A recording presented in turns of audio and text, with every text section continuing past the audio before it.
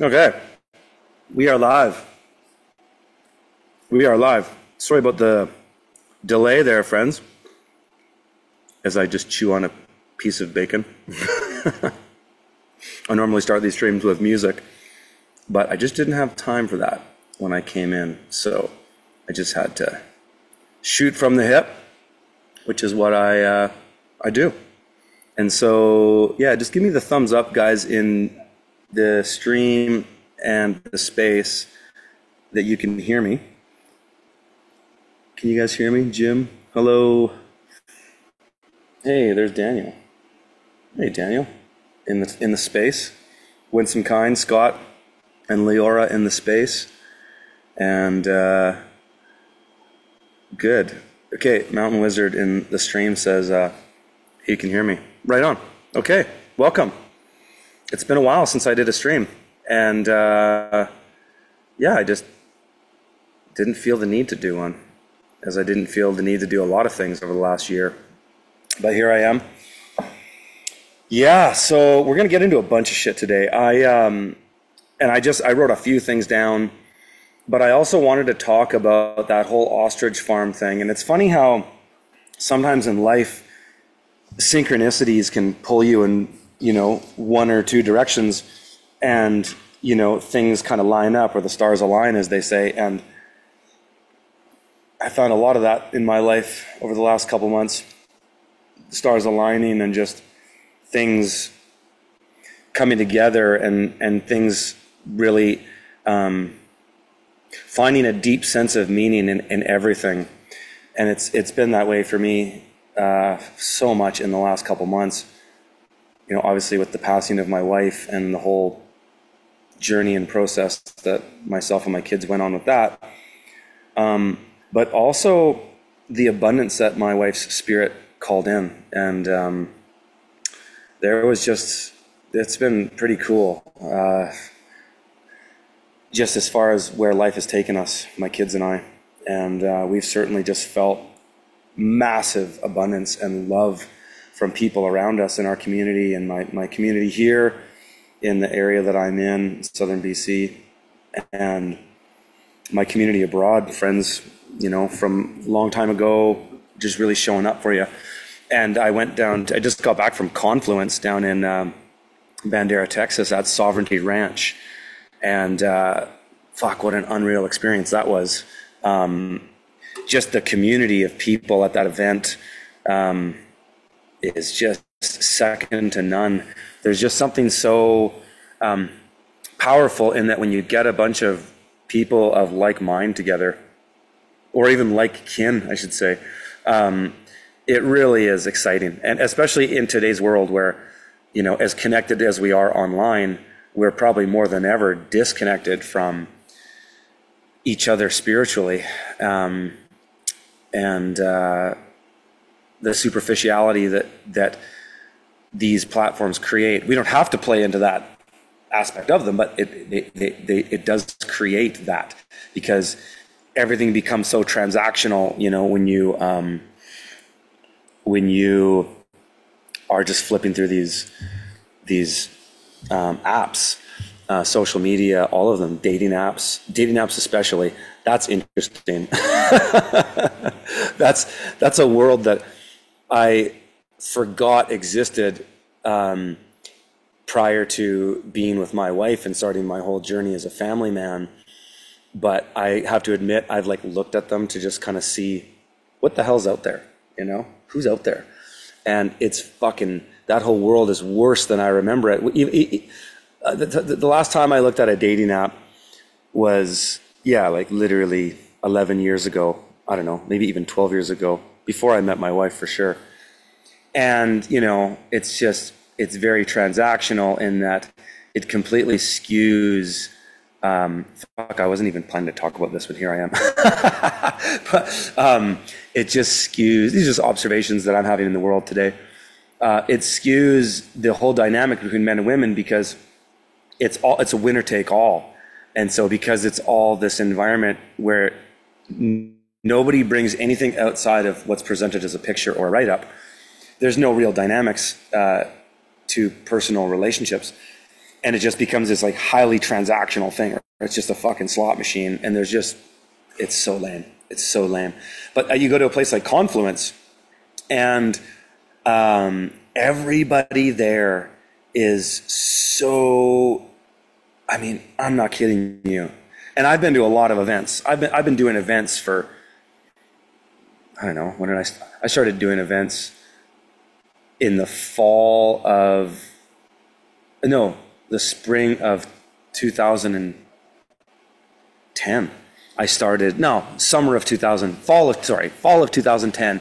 I had been public speaking about market gardening and farming and all that kind of stuff. So I've been going to events for a long time. And before COVID, that whole show, that's what you did. Social media was different back then. It was still prevalent, but it wasn't what it is today. Live streaming wasn't really a thing. It was different. And so you went to events. And so I've been to a lot of events. But that event, I guess maybe it's the combination of the place that it's in. It's on a regenerative farm, a broadacre regenerative farm run by two badasses, Molly Engelhardt and her brother Ryland. And it's a tight ship operation. They take it very seriously on all sides. So there's that. There's the combination of Alex Zek, who's this young stud entrepreneur. I'm sure that's part of the reason why the event attracts as many attractive women as it does. But the combination of all of the genres of speakers as well, like just straight up conspiracy rabbit hole stuff, esotericism, spirituality, and self-help, like understanding, a self-awareness kind of thing, regenerative agriculture, sovereignty and law. It's really the perfect, it's not a trifecta, but you know what I mean? It's a perfect combination of those things to attract the right kind of people. And yeah, like, I mean, it was so cool for me because I haven't traveled in a long time. I was supposed to speak there, but I canceled, obviously, because of what transpired with my wife. And so Alec, after things kind of settled a little bit after my wife's ceremony of life and things like that, Alec reached out and he was just like, dude, just come down and just hang out. And I was like, you know what? Fucking right. I'm going to do that. I'm just going to come down and hang out. I've never gone to an event like that for the sake of hanging out. I've always been a speaker. And I'm so glad I did. And I actually I think I had a better time because I wasn't a speaker. I wasn't having to think about my talk and, whatever. I just was, though I did participate in a panel discussion there, but I didn't do a talk like I normally do. And so, yeah, I experienced it differently. And it was so cool. I mean, the people today, like, it really makes me think that the future is offline and the future is in live events and connection because, the people there are absolutely top notch. There's no weirdness anywhere. There's always some fucking rando you run into. You're just like, dude, you're weird. I don't want to talk to you. But few and far between. Most 99.99999% of the interactions that I had there were just epic. And I even had deep conversations about things like the JQ. And I won't say any more than that. If you don't know what that means, don't worry about it. You know what it means and you know. But that were really constructive and just, I don't know, man. Really, really just, I'm still on a bit of a high from all of it, to be honest. I'm just buzzing. And it's springtime too. It's beautiful outside. The gardens are, I'm planting. I'm cranking on the homestead. I'm about to get started with construction again up here. Life is just moving on and just going forward. And the thing that's been so profound for me, this is going to lead into what I wanted this talk to be about. The thing that's just been so profound to me is just to see the absolute love that there is out there, that there is so much love out there, especially when you're ready to receive it. A lot of people aren't ready to receive love.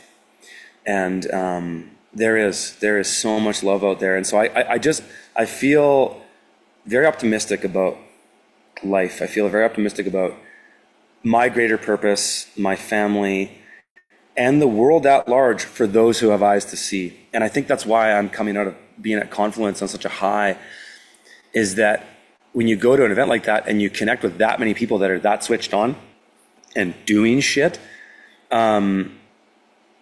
it's inspiring. It really is. And yeah, we've all got a lot of life to live, and all this shit that's going on is all just periphery. It's all just minutia.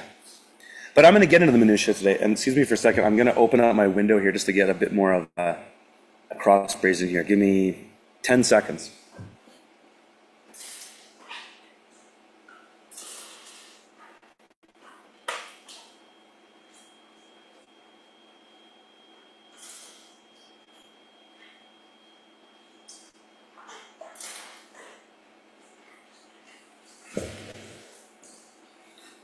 So what you actually just witnessed me do is I have all these windows on what's called the knee wall of this greenhouse.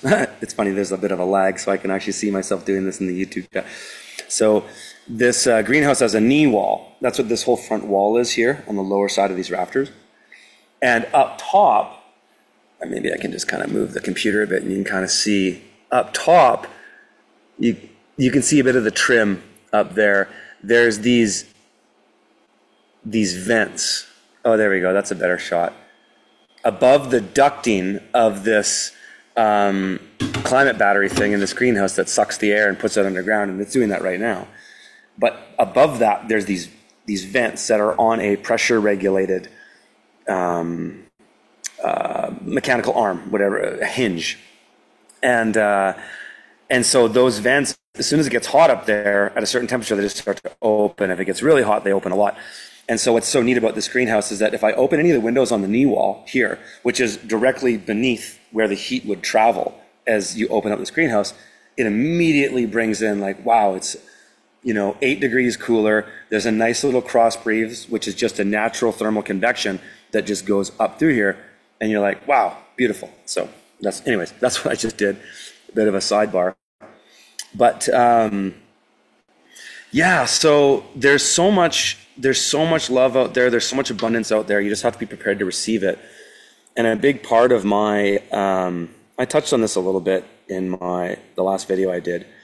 But a big part of, and I'm sharing this with you guys because it's all contextual to what I'm going to get into, because I can only ever describe to you my experiences, right? I can only share with you the things in the world as I see it, right? You have to decipher from my words whether it resonates with you or not. But a big thing that I learned in the process of grief is that, and it was this cliche, I forget if I said it in that video or not, but I remember being at the crematorium and talking to the funeral service person there or whatever, and they have a very polite and gentle way of being with you, and it's observable and it's a cliche, but it's kind of like I just kind of surrendered to that experience. And on the desk is this little thing that says, the stages of grief.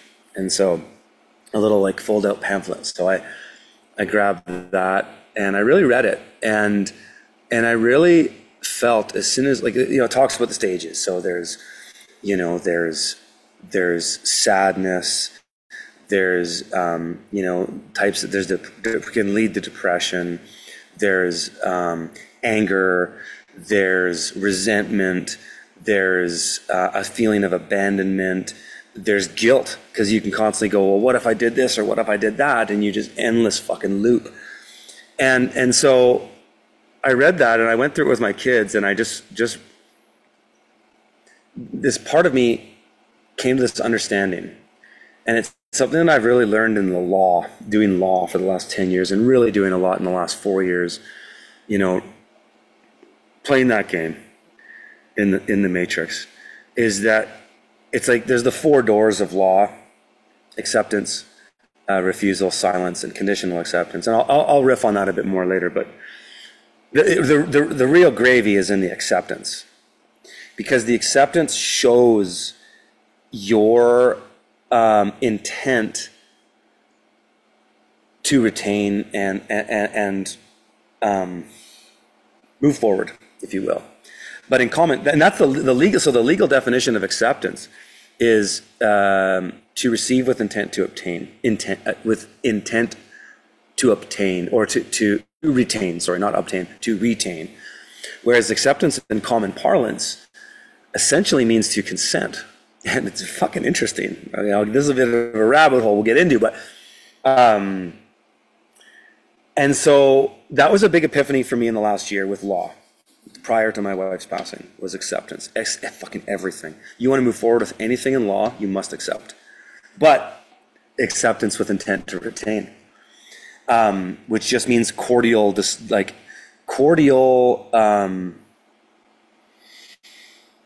dialogue, a cordial and civil dialogue.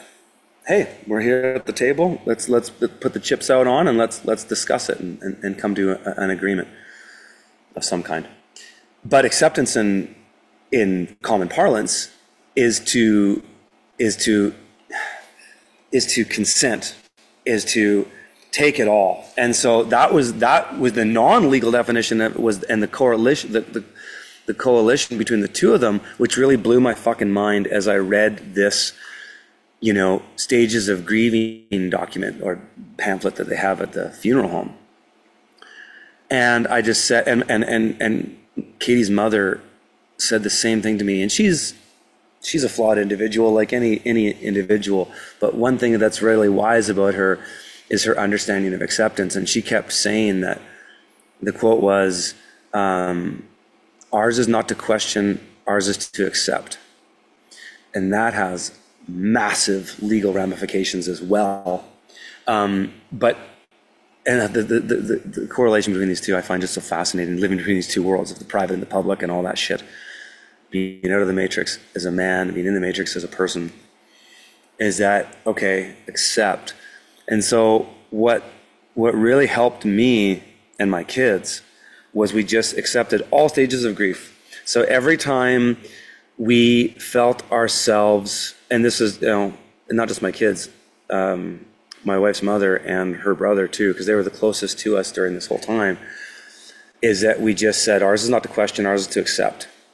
And so we accepted, first of all, in sort of like a hierarchy of needs, I accepted the stages of grief first. And so that was to, if I felt like a deep sadness or mourning, you know, wake up in the morning fucking crying your eyes out, just be there. Just be there and exist in that space and feel those emotions and accept all of them. And it's like, it's almost like for people who might have done psilocybin in the past, it's like when you do psilocybin and you go, whoa, I'm going somewhere that I'm not comfortable with, you just fucking go into it. That's the hero's journey, is like, I'm not going to be afraid, I'm going to confront and accept everything as it comes at me. And that's what I did with that. And so the sadness, the feeling of abandonment, like fucking, you left me with the kids, like that's a harsh thing to feel. But we felt it and we explored it and we discussed it. And we did it with everything, the guilt, like what if we did this? What if we did that? Discuss it, feel it, accept it. And so, yeah, just all of those things really made me see that in a new light.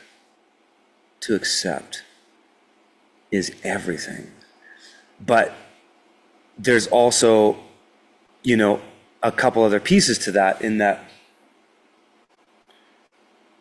it's like you need to, before you can even accept, well, in a way, it's all acceptance, but you have to accept your context. And this is a big part in life for a lot of people, because so many people in the world today, and it's always been this way, have a fear of being judged. They have a fear of, like, the feeling, the need of being, the fear of being judged, but the towing the line, just like go along to get along, shut the fuck up, take the shot, put on the mask, just go along to get along, pussy, just like step in line. That is a massive thing that people have to deal with. But one of the best ways to deal with that, I have found, is to accept your context. And your context will not and cannot be a boilerplate to what somebody else has experienced in their life. And so to play this game of comparables is just a complete waste of time. It's a complete exercise in futility. And so that's kind of what it was for me. It was just like, people are going to say things, people are going to assume things, and by and large, mostly good and all good. But even with that, you have to just let people accept it in their own way. One thing that's kind of annoying when you have a spouse that dies or somebody that's really close to you die, I imagine it would be similar if you had a child that died, is that you kind of get sick of the condolences. And that's actually why I felt the need to just come out with it when it happened. And I didn't, for the year that all that stuff was going on, I didn't do that, because it's like, what's the point? Like, throwing out something that personal to people and just sitting there reading the comments all day. That's just like, I'd rather be spending time with my partner and my family. And so why would I, right? Like, why do I owe anybody an explanation to what's going on in my personal life any more than you would owe me an explanation? You don't know anybody's shit except the people that are closest to you. So that's how I felt about it. And that's how I still feel about it. But to be honest, when it was like, I don't know, when did I put that post out about pray for my wife? It was not that far out from her, passing. I felt a need to call out prayer, to be honest. I didn't call out a crowdfunding campaign or anything like that, like what some people might do. I didn't do that. But I did want to call out prayer. And I think I know a lot of that prayer helped.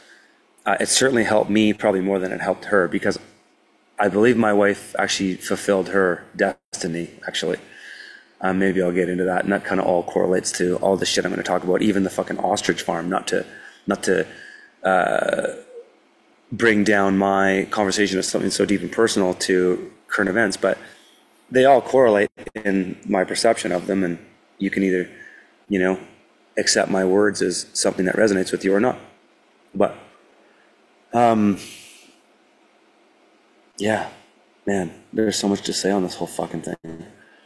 But, yeah, so you have to accept the context of your life. And so, again, yeah, going back to the story, I put it out there, and prayer came in, man. Like, and I'm still riding the wave of that prayer. Like, it's been fucking a real trip. As somebody who kind of I feel like I'm a bit of a soul surfer in a way. I've always kind of felt that way, that I've been kind of in and out of understanding two different worlds. More than two different worlds, especially one with the legal world, but just one with the spiritual world too. And I've always felt a deep connection to the spirit side, but it's certainly come out more since my wife passed, because that whole experience called it out. But, so when I put that out there, and then when she passed, part of the reason I wanted to put it out there that she passed is that when you're going through stages of grief and all that, people hear about it. Like, I could have not put it out online at all, and then I'd just be kind of dragging it out because people would bring it up. Whereas I felt like in this whole process that myself, my children, Katie's mom, and certainly her brother were all going through, with that understanding that ours is not to question, ours is to accept. It was like, let's wear it on our sleeves, let's wear it proud, let's put it up front, and let's accept all of the things that come with that. And so it was a blessing in a way to deal with it this way, and not, at least, but again, it's my context, right? It's not your context, it's my context, it's my story. And so people will, as they will with anybody's life, people will make judgments about who you are and what you should be feeling based on something that they perceive or feel or create. But that's irrelevant, because if you, and this is what's empowering about all this shit, is that when you understand that and you can kind of just accept life, like what is life? It's this fucking river of experience. And it's just like, it's a river of emotion, experience. Like what I believe is that we are all spiritual beings having a human experience. And my belief is that we signed up for this life. I believe that we chose our parents. My daughter has said that to me, that she chose us, and came into this life with full intention and understanding of where it might go, and some of the crossroads and challenges you're going to have. And that's what it is for me, and I really feel that. I really resonate that. And so, life is this river that comes at you, and that there's the correlations to the legal world is really fucking trippy too. That's why, like, I felt like I need to do a stream with this, because I tried to shoot this as like a 20-minute video, and I just couldn't fucking do it. And so I find sometimes, for me, the best way for me to express my ideas is just to riff, and I can get into it this way. And so life is this river, and when you don't accept, you dam the river. Oh, here comes some hail. Hopefully that noise doesn't, no, it's not hail, but just heavy rain. Hopefully the noise doesn't get in the way. But when you don't accept life, you dam the river. You create blockages, and imagine, so this is a neat little truism, which is a real trip when you visualize it, because you've all witnessed the movement of water, and it's a beautiful thing. You can learn so much about life and energy by watching water move. But you have a stream, and then what happens if you create a blockage in a stream? The water will build up, so the surface level at the highest point that stop, it'll push to there. And then the velocity of the water following the path of least resistance creates an extended friction, which creates opportunity zones in nature, because what happens when you watch that water move at a higher frequency is it creates little Fibonacci spirals that all become these like neat points of inflection. You can see it in a fast-moving river, but you can also see it in a slow-moving trickle of water finding its way down a landscape. And so, and is that necessarily a bad thing? Not. It's certainly in nature, it's not. It creates opportunity zones, but in life, it doesn't always, because it's all part of the story. It's all part of the place that you go. But in life, it can create friction points, which can be pain points. And that's like how I kind of understand grief now, is that it's, you hold back a dam, and you can hold that dam for a long time, but then the dam starts to fracture, and then you get to a point where you're just trying to patch it up. And then this fucking thing overwhelms you, and then has all these downstream consequent events or things that can happen. And I saw that and felt that and just didn't want that. And so that's why I accepted. And that's part of how so in acceptance, when you accept, now the understanding and opportunities present themselves. Just like in law, you can't go anywhere until you accept. Like, you can try playing the name game, you can try doing this fucking BS with the straw man and all that's a total waste of time, in my opinion. It's different in the US though, but this is my experience as a Canadian up here, is that you just need to accept and move forward and get to the conversation, which is to settle. Is to settle the matter. You can't settle and get the equity until you accept. And for me, it's been the same in life. And so that acceptance allowed me to receive love and abundance. And that's what's happened for us. And it's just been a crazy ride, where my kids and I have just been on this, like, surfing this wave of goodwill, where just all of these people, like my community is amazing. I mean, I've had just to give props to, people who have been really special for me in this process, or us, I should say. Like, our community has been amazing. Like, so many of the women and mothers that we know have just been making dinner for us. Like, my pressure now as a single parent has not been felt in the same way that it is for many people who deal with this on a day-to-day basis. Like, we've just had the women just show up, and just like, it's been amazing, just abundance, nourishing. And, it's a big thing for, like, I haven't had to cook and clean and do a lot of domestic things in 10 years because my wife just took on all of those things, just took them on massively.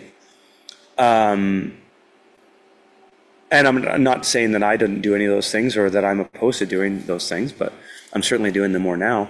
But we've just had a lot of family that have stepped up, and like, my brother-in-law has been unbelievable. Like, he just showed up to fill a void and just has been present and available. And my kids love him, and I love him, and that's been huge. And, Katie's mom was just so present for so long and stuck around long after Katie passed. And yeah, and even just like in my extended, even international community, like the brothers and sisters, like soul brothers and soul sisters that I have around the world that have just completely made themselves available to me, and just showered me with, love, the best of prayer and intention and goodwill. And it's just been unbelievable. And it's fucking cool because, this shit's real, you guys. Like, the spirit, the other side, is real, and it completely, can just affect this world, so much so. And I just know that viscerally so much more now that it's really trippy. And I really even saw it during the process of my wife's passing, because we really figured out that so much of her stuff was in her head. It was in her fucking head. And it's powerful. And so, it's like the old saying, healthy body, healthy mind, healthy spirit. All these things are connected in ways, and in many ways. Yeah, and it's just kind of far out to really experience. And so, yeah, kind of going back to this whole thing of, somebody says here, but more bound says, you've built the dream, it's time to live it. Exactly. And that's the blessing that my wife gave us, is that she got us here. And oh my God, like, what an opportunity to be where we are. And the real quick thoughts on one thing that just popped in my mind is, like, you can, like, so many people, and it could have gone this way for me, would just choose to be fucking depressed and just be a sad sack and just wallow in self-pity and be angry and turn to things like alcoholism or whatever, some kind of substance abuse. But I couldn't, because, I'm a pretty positive guy anyways. Like, I've always been a, get to the light of the issue, like find the goodness, find the love, because what else are you here to do? Like, I mean, at least for me, are you here to be a destructive force? Are you here to, do harm? Or are you here to make the world a better place and practice love and share and help people get to the other side in a better way, bring people up, don't climb a mountain and then pull the ladder up behind you, right? And so that's I'm that one that I keep the ladder there, and so for me, it's just as somebody who's I've been out there, you know, sharing stuff, and I've had a pretty charmed life overall in general. I think I've just had a pretty nice. I've been aware of these things for a long time. I certainly understand them better now, but I've been aware of these things for a long time, that I've always just tried to share that with people, because why not? That's just my thinking is, if I'm having a good life and having a good experience, why wouldn't I want others to have that? And that's been my main motivation to share content and share my ideas and thoughts over the years, whether it's teaching people how to, you know, farm better, or, you know, be on their homesteads, or set themselves off grid, or fucking grow microgreens, or whatever it's been. I've always just wanted to share that abundance that I was experiencing in life with others. And so it's been the same with the law too, you know, helping people figure that shit out. Though the things that I share about the law on the public platforms will not be what I do in the private, because there's just associated risks with that on many sides of it. But I am going to riff on some of that stuff a bit more as we get all through this. But hey, just checking in on the space. I got Creditor in the house. I got Daniel. I got Scott. I got Silly Questions, Darren, Ryan B. Thanks for joining me, guys. And I'm not going to open up the space right away, because there's still a lot of things that I want to talk about and riff on, and I find if I open the space up too early, then I get a little bit side railed from it. Just going to close that one window there because the sun went behind the clouds again. The weather in the mountains is so amazing. I just feel so blessed to live where we do. Like, every day is interesting, especially in the springtime. It's like it's a cliche to say out here, but it's so true. If you don't like the weather, wait 5 minutes, especially in the spring. In the summer and the winter, it's very consistent. And even in the fall, it's pretty consistent. But in the spring, it's really dynamic. Wind directions change fast. A cloud will just push through and it'll be in fog for 10 minutes. And then the sun will come back out. And then it'll hail for 5 minutes. it's nuts. But it's beautiful at the same time. So, how long have I been going on this puppy? Where do I want to turn to? I want to turn to talking about this ostrich farm thing, because I think now that I've laid out a bit more context to kind of some of the where I've been traveling in a spiritual and physical sense in the last little bit, you can kind of understand. I don't know, my perspective on this maybe. And it does come down to acceptance as well. So up here in Canada, give me a like, give me a thumbs up in the space, or just like a yes in the chat on YouTube here if you know about this ostrich story thing that's going down.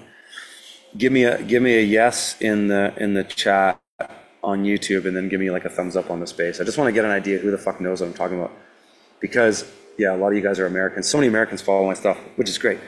But some people don't know, some people know. So yeah, so I don't know a ton about the ostrich story, but I think I know what one needs to know to get a fairly half decent understanding, take of what's going on. So there's a farm in BC that raise ostriches, and I don't even fully know what they raise those ostriches for. One thing that was weird that came up in it is that they were doing something to do with coronavirus vaccine study or something with the ostriches, which is just kind of like weird. It's kind of like, you know, when you hear, it's like during the trucker convoy, okay? Some people will get this, some people won't, but these like little signals that make you go, if you're an old school conspiracy theorist like I am, there's just things that make you go, like that seems a little too ironic to be placed there. But anyways, it's kind of like during the trucker convoy, that guy, BJ Dichter, who's a gay Jewish man from Toronto, he's on the scene. It's just kind of like things like that are just like, yeah, they kind of like rub you the wrong way if you've been down the rabbit holes for a long time. And I have to admit, and I don't think there's anything more to it than that. That my own, when I heard about the ostrich thing and I heard that, I was just like, that's just fucking weird. But okay, whatever. That aside, they're wrapped up in a controversy because the Canadian Food Inspection Agency, who I have dealt with in the past, and I think that's why I can bring some insight onto this story that maybe others are missing. And it's the only legal story I ever tell is that one. I don't tell any of my other remedy stories, and I will tell that one again in this. So they got wrapped up in the Canadian Food Inspection Agency, which is like all government institutions, is an agency that operates under statute. In this case, it's the Canadian Food Inspection Agency Act. And that act was allegedly got royal assent, but it only gets it through a stamp from the clerk, which is a bit of a rabbit hole in and of itself. And they came at them and said, they're a service agency, just like all government institutions. They're service corporations, and they offer a service. And in order for them to get jurisdictional authority over you, you have to sign some kind of document and consent to some type of procedure, which they did. Obviously, they did. Otherwise, this wouldn't have gone to where it is if they didn't. If they either consented to an inspection, agreed to some kind of agreement or terms of service, or they may have even tacitly agreed by silence, which is tacit agreement. If you don't respond within 21 days, this and this and this happens. So the point, I'm trying to just get to the equity of the matter, because I don't care about the he said, she said of it all. I don't care about the rah-rah. I don't care about the politics. I don't care about who's right and who's wrong. I care about who signed the document and who didn't, because that's what this fucking comes down to every time. And so the thing that is so frustrating to me watching this ostrich story, okay, so I haven't even finished explaining how this thing fucking, what's going on with this. And sorry for the language, folks. They're wrapped up in a controversy. The CFIA, the Canadian Food Inspection Agency, says, you must do X, Y, Z. You must allow inspection of your ostriches, or you must allow us to call the ostriches, or whatever it is. They have to comply. Why? Because they signed, they agreed, they consented. Guaranteed. If I'm wrong on this, please tell me, and I will eat my words. If I'm wrong and they didn't consent at any stage of this contractual obligation, fiduciary duty that they have fulfilled to the CFIA, if I am wrong and they didn't consent, they didn't sign anything, they didn't accept an inspection, any of that, if they didn't do any of that, please let me know, and then I'll eat my fucking words, and I will happily apologize and correct the record and do my diligence to make sure that I convey the truth of the matter, because that's all I care about, the truth. And that's why, thank you, Lorobo, BJ as a Fed. Thank you. That's part of the point I'm trying to make, is that when you get these weird things that pop up that are just like, that's a bit too off kilter. It's like listening to a symphony orchestra play a major 7, and on the 7th, which is already the dissonance, because in a major 7 chord, the 7th is a semitone away from the root. If the major 7th is off or the 5th is off, you get this dissonance that's like, anybody who has a musical ear will just be like, why does that make me freak? And that's what I get when I see things like that and hear things. As a guy who's been into conspiracy theories for 25 years, it'll be 26 years this September, it makes me go, but that's all that means. That's not a claim. That's not anything except than that. But anyways, they're wrapped up in a controversy is that they're not doing what the CFIA want them to do, and which is at this point, at this juncture, is they want to call their ostriches. And yes, that's horrible. It's terrible. And there's nothing wrong with being angry about it. And there's nothing wrong with all those people getting together at Ostrich Fest and defending that. All the power to them. All the power to them. But so again, I only care about the truth. That's all I care about. I don't care about the he said, she said. I don't care about the rah, rah, rah. I care about the truth. And the truth is the equity of the matter. So the truth, in the world of God and creation, the world of the Bible, you're in the world of truth. You're in the world of right or wrong, okay?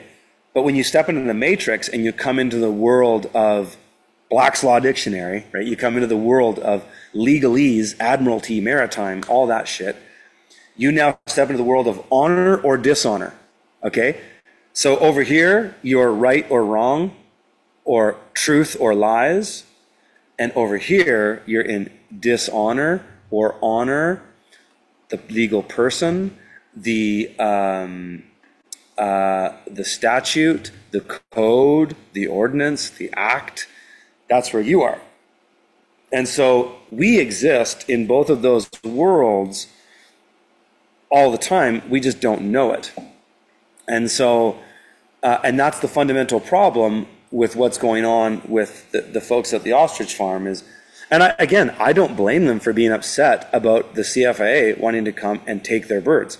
I'd be fucking pissed too. And if I was in that situation, which I wouldn't be because that's not my context, because I understand the law, I understand the legal obligation, the fiduciary duties, and I understand contract, that I wouldn't have never got there. But if you were just to pull me out and put me in their shoes, for what they're going through, I don't blame them at all. And I hold no ill will towards any of the people that are there defending that and all that. All the power to them, all the love to them. But I'm just hoping that I can convey a message of truth and understanding so that these things don't happen to you again. And that you don't find yourself in a situation like the folks at the ostrich farm. Again, nothing but love for those people. I'm not here to create a controversy. I'm here to settle. I'm here to settle something so that you can come to a greater understanding of it. And this is where we get into equity with law. So, because and there's two sides of the law. So once we step out of the world of God and creation, here I'm holding, the Bible, and then over here I'm holding Black's Fifth. Okay, so once we step from the world of God and creation and step into the matrix, we go into the paper world, okay, into the City of London, into the Vatican, all that shit. Now there's even a dichotomy of where you can go then, and this breaks down into multiple different things. From a really top-down point of view, you can get justice or you can get equity. You can try to be right, but the problem with trying to be right is it is too much in the world of God. And again, that's where I want to be. If I could wave my magic wand and create the perfect system and get rid of the devil's system, that's what we would have. But that's not what we have. And again, it's like, I've said this many times, there's the world as it ought to be, as I would like it to be, and then the world as it is. And it's like, toughen up, Buttercup. You're in the fucking matrix. You're in Waterworld. The faster you can learn that, the faster you can get your shit right, stand in honor, and take the world as it comes to you and accept. And so over in legalese land, over in the devil's playground, you can try to be right, which is to seek justice, or you can get the equity and settle. And perhaps there's a time and place to get justice, because where justice takes you in the law, in the legal world, not the law, the legal world, is that you can create precedent, okay?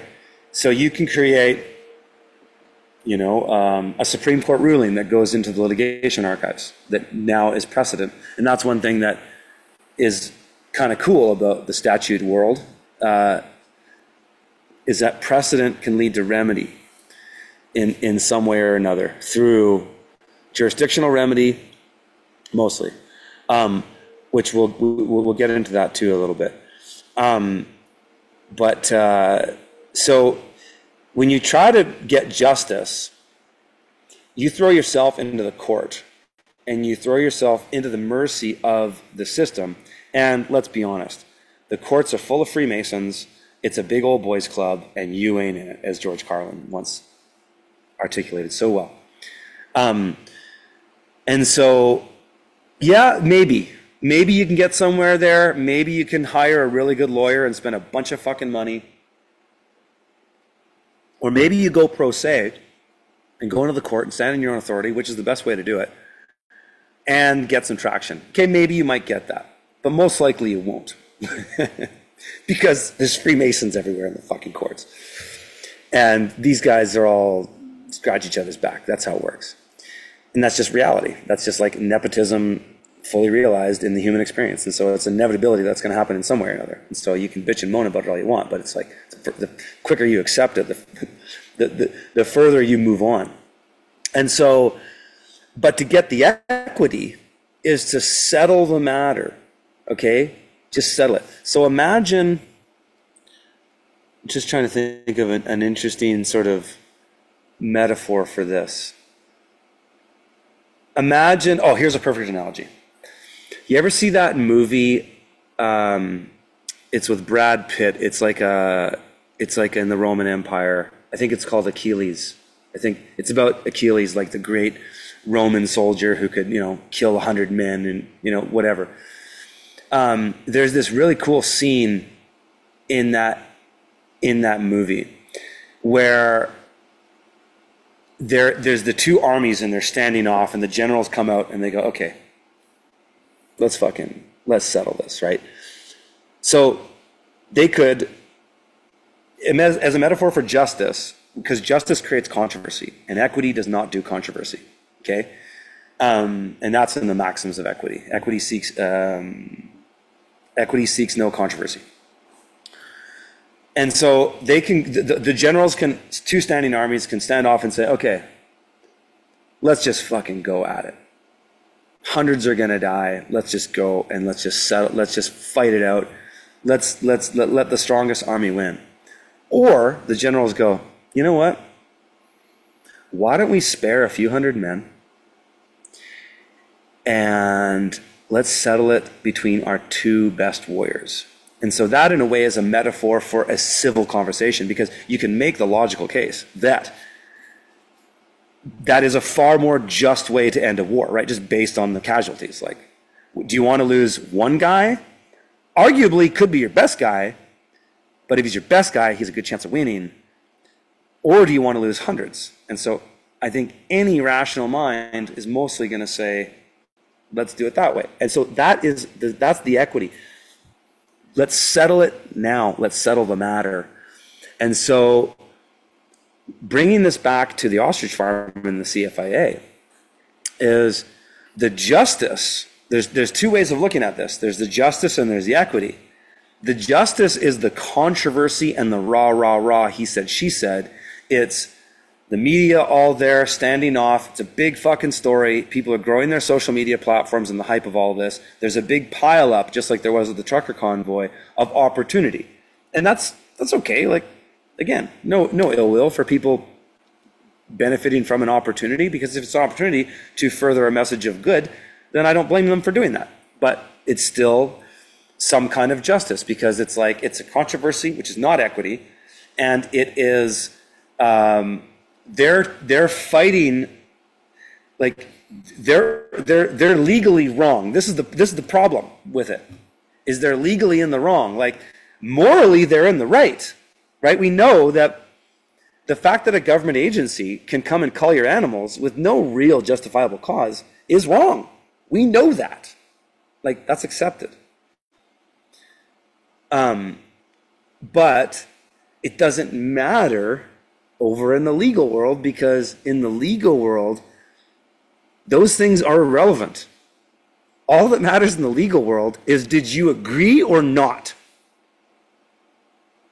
Did you consent or not? That's all that fucking matters. And the unfortunate thing for the ostrich farm is they consented.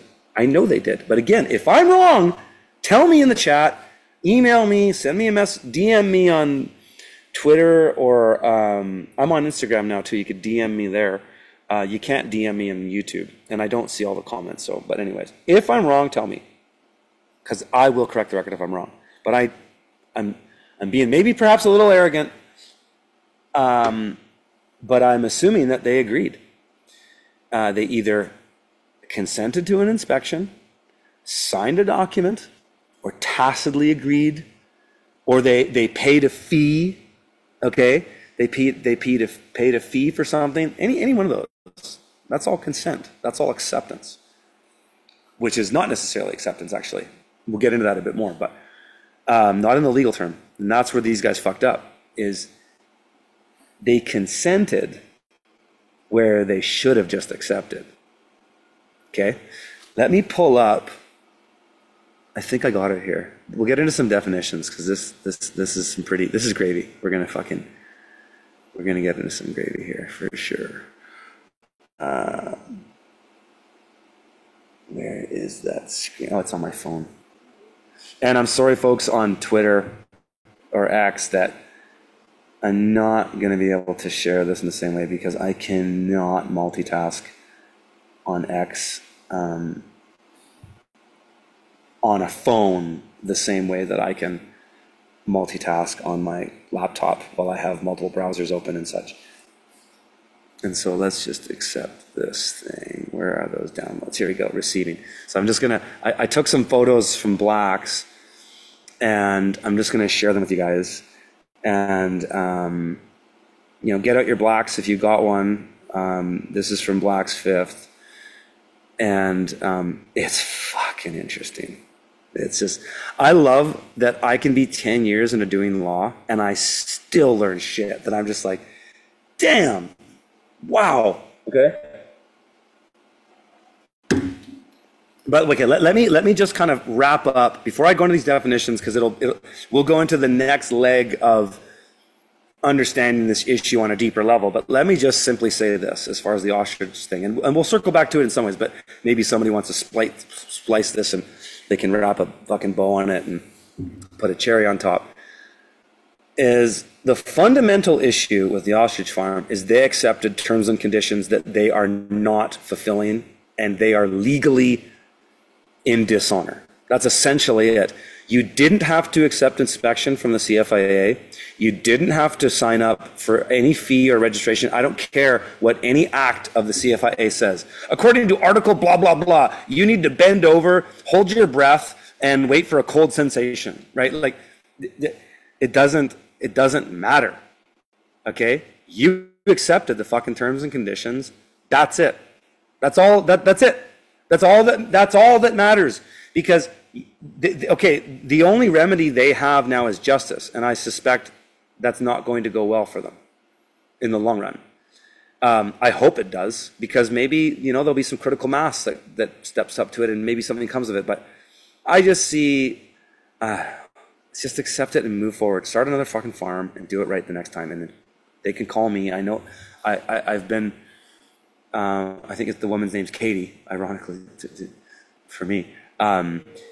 She can reach out to me and I'd be happy to instruct her on how to deal with this going forward. You do not have to accept any of their bullshit, at least not accept, you don't have to consent. That's where these definitions are going to come in. You don't have to consent to any of that shit.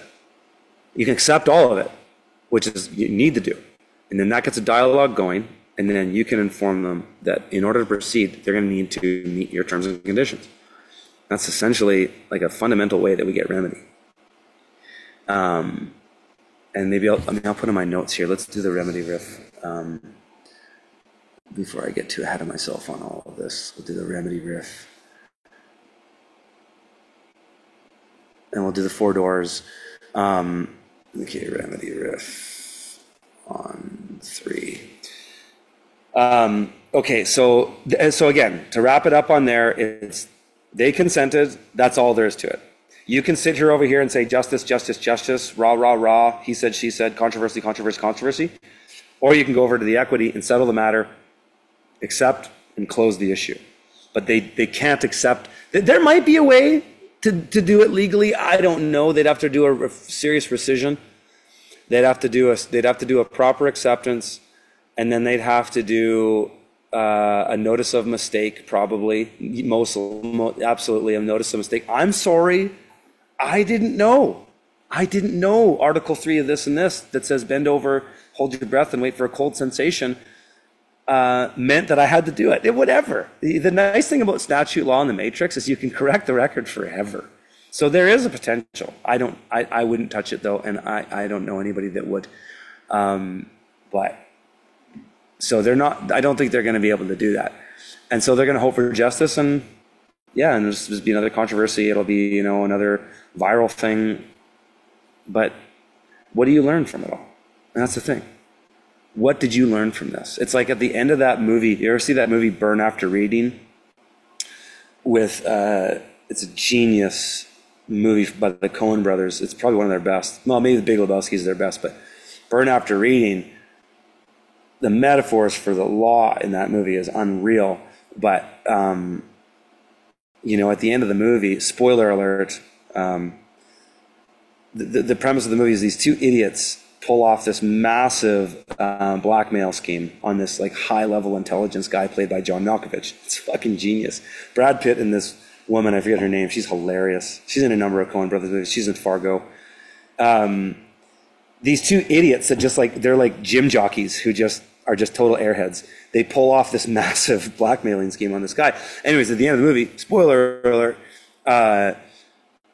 the big high up guy in the CIA is getting the rundown from like the general manager of the CIA. He's like, how did these fucking idiots pull this off? How did they do this? And he just goes, fuck, I don't know. And he's like, what do we do? Fucking burn it. Just burn it. Burning isn't acceptance. It's accepting it. It's like, yeah, we don't have all the answers. And this is kind of correlates to like my grief is like, I don't have all the answers. All I know is that if I don't accept it, my life is going to be a lot more difficult. And that's the same thing for this ostrich thing. It's like, okay, you want to stand there and fight this for fucking months? This could drag on for months, this whole thing. Because you can understand it from a human perspective that even the bureaucrats, these idiots who work at the CFIA, these total compartmentalized idiot bureaucrats who don't know anything about life, or they're just fucking robots working for a pension. And there's spiritual people who might wake up, and maybe they will during this process too, but you can understand where they're coming from. They're not going to want to do this. There's all these truthers hanging out there, you know, that are going to create controversy. And maybe it'll be like the Four Horsemen coming down on Adam Skelly at the Adamson barbecue controversy in Toronto. Maybe it could be the same thing. It's be a big showdown. But Adam Skelly, man, that guy's my Padawan learner with law. I introduced him to some legal stuff during that COVID thing, and he fucking ran with it. And he's like the Jedi now, man. That guy, he did the right thing. Well, he's still kind of playing with it in his own way in the court, which is hilarious because he's making these lawyers just head spin, all pro se. He's just like absolute balls of steel going at it. But he accepted and just moved on. He's like, fuck it, I'm out of here. I'm going to go start a farm in Alberta. You know, so that's kind of what these people are going to have to do if they want to just move on. Is just like, just move on. The longer you drag this out, the longer, you know, this is just going to, it's just going to suck. And it was the same thing for my grief. It was just, sure, yeah. The longer I wanted to just sit there and be a fucking sad sack and cry for myself and my kids, how's that going to be for my kids? Fucking sucks. They want to be out in the sunshine riding their bikes and run barefoot in the garden. So why wouldn't I give them what they want, right? And so it's the same thing with everything. It's accept. You accept it, and then you move forward. But the only way you accept is by understanding your context and your life is as unique as it is to your spiritual journey. You need to consent. You need to apply the proper context to accept, and the acceptance leads you to move forward. Move forward in your life. Go on to the next chapter. Accept a loss and move for the bigger win. And yeah, it's this whole thing of, do you want to be right? Okay? Or do you want to win? And that's just where I'm at. Is I only want to win. I don't care about being right. I don't fucking care what anybody thinks. You don't believe me when I talk about all this legal stuff? I don't fucking care. Go stick your head back in the matrix. I don't give a shit. It makes no bearing in my life whatsoever. Because the only thing that matters as far as what other people think of me in my life are the people that are on my journey.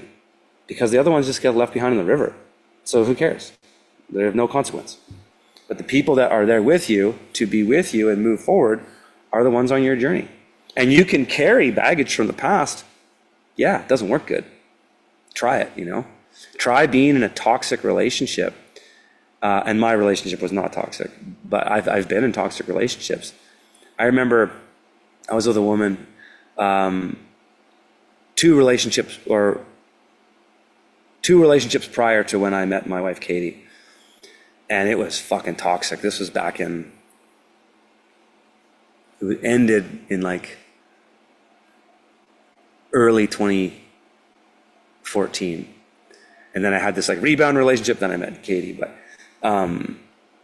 yeah, I was in this toxic relationship, and man, like I was doing stuff because I'm a doer. Like I was out there farming, crushing it with that.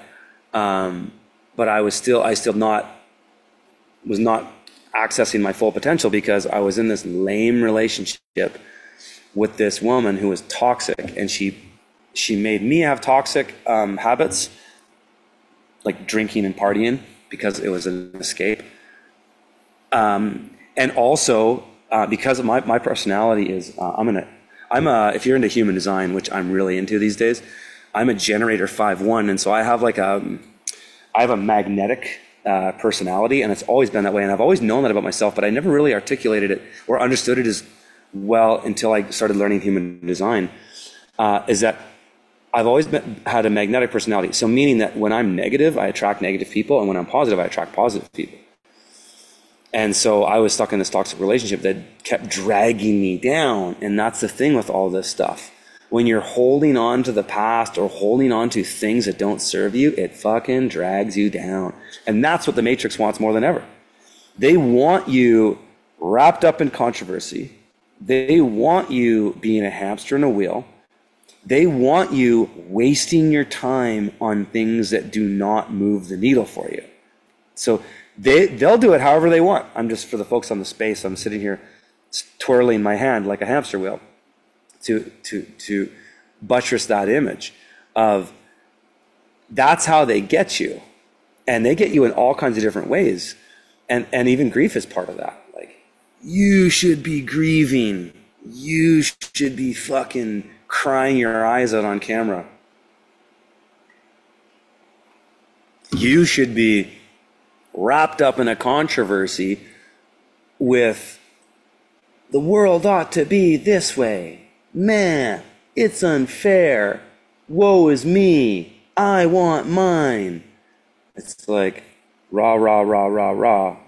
He said, she said, bullshit. And it's, once you get your head around this shit, like, and this is where I kind of started with, I said life, law. I haven't even talked about land yet. That's a whole other aspect that maybe we don't need to go in, because I mean, I'm getting kind of esoteric and, conceptual and stuff. Maybe to start talking about farming might be a bit much of a juxtaposition, but acceptance and context is everything with that too. But yeah, you want to go and spend time in the controversy, in the rah, rah, rah. I got a bridge to sell you. And the Matrix has a litany of bridges to sell you. In fact, it's just an endless Fibonacci spiral that takes you downward. Right? It's just this like compounding spiral. The Fibonacci spiral. It's a truism in nature. Is that it subfractionates, right? Like is it the square root that uses I don't know what it is. There's a mathematical equation that is a fascinating thing to understand with the Fibonacci spiral, and you know what I mean, because if you've seen it visually, you can understand. In the world of get you down into the devil's world, give your soul and all of your human experience to that, which is a downward spiral. It's an endless, it's an inversion, but it's an endless downward spiral that just gets worse and worse and worse the deeper you go. But on the flip side of that, it's kind of like as above, so below, is also an upward spiral, an upward trajectory. And the neat thing about it is, like, if you imagine a whirlpool, and I've used this metaphor many times before, but it's worth repeating because it helps you visualize certain like truisms that exist with all this shit, is that when you're on the outside of a whirlpool, the pull isn't that great, but every inch you go closer to the vortex, the strength of it compounds on itself and pulls you in further. And so the true is when you want to occupy either side of an abundance upward spiral, which is a trajectory towards the higher consciousness and a higher understanding which all begins with acceptance. Like when you're on the outside of the whirlpool like this, you are in a state of, do I accept or do I not accept? And so if you don't accept, you start to go and spiral down into the downward trajectory of the vortex. But if you accept, now you can move forward, and now you can ascend into the upward trajectory of the inverse vortex, which takes you to the higher consciousness. And it's fucking amazing. And it's like, if more people understood this stuff conceptually, you could apply it to all these things in your life, which is fucking mind-blowing. You can apply it straightly to getting remedy in the law. Straight up. And it is so amazing. And I wish those folks at the ostrich farm would figure that out. Just move on. I'm not saying stand down and let them take your birds. I understand emotional connection that you would not want to do that. At the same time, coming from somebody who's been through some shit in the last year, I say this with all the most sincerity and just humbleness, is trust me, it's better on the other side. The quicker you accept and just move forward, the quicker you can get to a better place and do it again better. I'm going to open my window again here. And so that's my little kind of esoteric rant about that. Yeah, so okay, let's get into some other gravy here. So I really went through acceptance. And maybe just to bring it all together with acceptance, I should tell you about the 4 doors. And I did a tweet about this. Actually, wait a second. No. Let's before we go down that rabbit hole, I was already gonna fucking do some other stuff. Okay, so let me wrap that one up. Now we're gonna look at these definitions. They're gonna bring greater clarity to some of the things I was talking about, and then they are going to. So let's look up accept here. Let's do accept. Let's do common parlance accept, and then let's do Black's Fifth. And if you got a Black's and you're sitting there and you want to nerd out, open up your Blacks, and most of them are going to be the same. I don't know if this one has changed up until the 11th, but I've got Black's Fifth, and so you can open up that and then follow along with me if you want to get nerdy, because some of the people on the space might not be listening.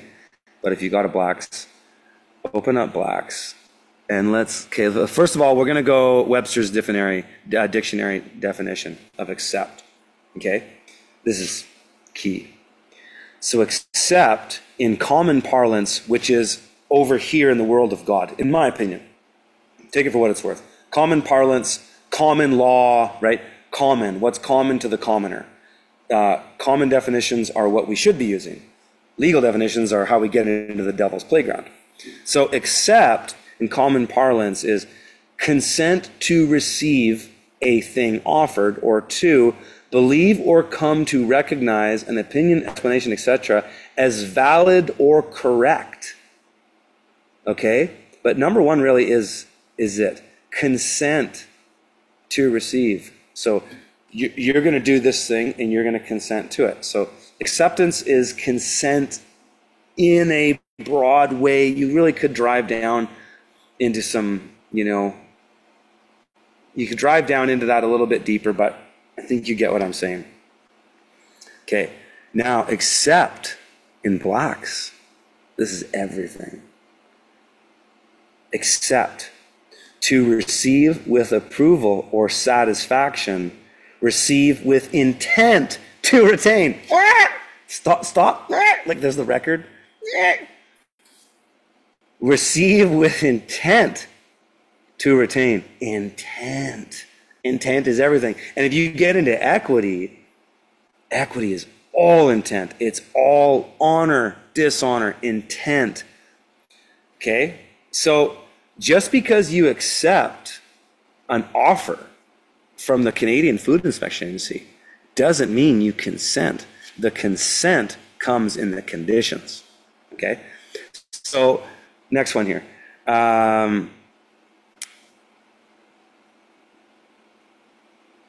Okay, and so let's drive into that. So let's drive into consent, because with accept in Webster's dictionary, in common law language, in common language, is to consent. Okay, so what's consent? Because over in the legal definition, we accepted with intent to receive. So there's a difference here. There's consent and there's intent. Okay, so check this out. Consent, Black's Fifth, a concurrence of wills, voluntary yielding that will, and the will, I mean, that's a whole other rabbit hole. Go look up will. We could fucking go down definitions forever. But voluntary yielding the will to the proposition of another, acquiescence or compliance therewith, agreement, the act or result of coming into harmony or accord. Consent is an act of reason accompanied with deliberation, the mind weighing as in a balance the good or evil on each side. It means voluntary agreement by a person in the possession and exercise of sufficient mental capacity. So duress, you can't have duress, right? That's where you get into duress. Mental capacity to make an intelligent choice to do something proposed by another. Okay, you can keep going on that, but you get it. Consent is acquiescence. Consent is agreement. And consent is the agreement to a contract or an obligation of some sort, okay? That's consent. Now, intent.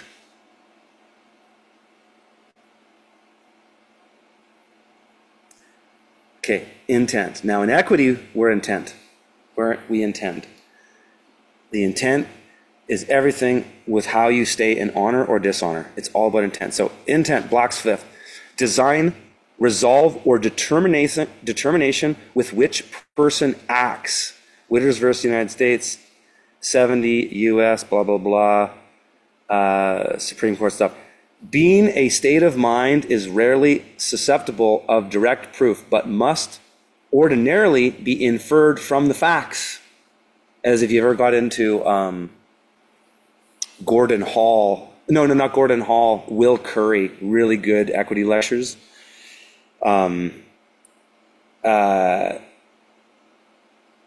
He really, what was I going to say? Susceptible direct proof. Yeah, from the facts, inferred from the facts. So in equity, you don't want to be in the facts. The facts are in the moon. It doesn't matter about the facts. It's all about the obligation, the contractual obligation, because in equity, we're in commerce, okay? So it presumes knowledge, Reinhardt versus Lawrence, a mental attitude which can seldom be proved by direct evidence, but must ordinarily be proved by circumstances from which it may be inferred. A state of mind existing at the time of a person commits an offense and may be shown by act, circumstance, and inferences deducible therefrom. So again, at the top, design, resolve, and or determination with which a person acts. So it has nothing to do with consent at all. Are you willing and ready to stand, fulfill an obligation, perform, however that looks? That's what it is. Being there, I'm design, resolve, and determination. That says it all right there. That's your intent. You're there to design, resolve, and determination. And really, resolve is what we want in equity. Like that, to resolve is to settle, okay? So we could go back and forth about, these are the only legal definitions that I wanted to show, because it's fun, man. Maybe I should just do fucking live streams on definitions or something, because it's a fun thing to do, is just go down Blacks and just definition to definition. The thing that I have found so fascinating, and I discovered this term at Confluence. At the beginning of this stream, I was talking about Confluence and the amazing time I had down there. There's a woman there that I really connected with a couple times, very wise woman, Dawn Lester. She's just like an incredible soul that is very, what's the word? I don't know. She's a seer. She really understands things from a high level and brings it all back to the spiritual, the metaphysical, and the physical. And she said this thing, I was listening to her talk, which is, I only went to a handful of talks. Hers was one of them. And she said this thing about a library angel. And she's like, I've been blessed by this library angel who I ask a question to and just points me. And I've had it tripped me out when she said that, because I was like, Dawn, I literally experienced that with reading Black's Law for the last 10 years. Is when you understand like the concepts and the framework and the equity, that's what's so valuable at understanding equity, if you want to get through commerce, is that I have this library angel that has blessed me with understanding equity. And then when I want to look for a definition that's relevant, or I need one, I find it, and I am surprised sometimes, for sure. But often it just buttresses my position, and I go, oh man, okay, like I really must be on the right path with this. And that's kind of been my journey with learning law, is it's just been like going on this journey of learning this stuff, and and being able to communicate it with people and help people get to a better understanding. And that's all I hope that I could have done with. I hope that that's what I can do with the people at the ostrich farm, is that they just, okay, go fight it for a while, but you might end up with some big lawsuits and civil forfeitures, which might suck. That's the only thing, is that once you start getting into the justice and you start getting into that stuff and you start fighting and playing that game, if it doesn't go criminal, it can go to civil forfeiture. And that's the thing that would suck, is like, and again, I know it would be horrible for me to say this, and forgive me for saying it, but I'll just say it. It's just like, if you accept the loss of those birds, you may forfeit a lot more damages that are done to you and further controversy. And yes, it's a disaster and it's terrible, but in that you may come out better, because maybe then you won't lose your land, you won't be sued for serious amounts of money, you won't be dragged into the courts fighting this fucking endless rah with bottom feeder lawyers and all these scumbuckets that pull you into this shit. Save yourself that. Save yourself the controversy and just get out and settle. Get to the equity. And at this point, like, the remedy from how far they've gone into it is not a good remedy, but it is a remedy. It is going to settle the matter. Just to accept it and fucking move forward. Unfortunately, it comes with a lot of pain, no doubt, as my situation did as well. But the further you accept, the faster you can just move on. So, okay, so anyways, Rogue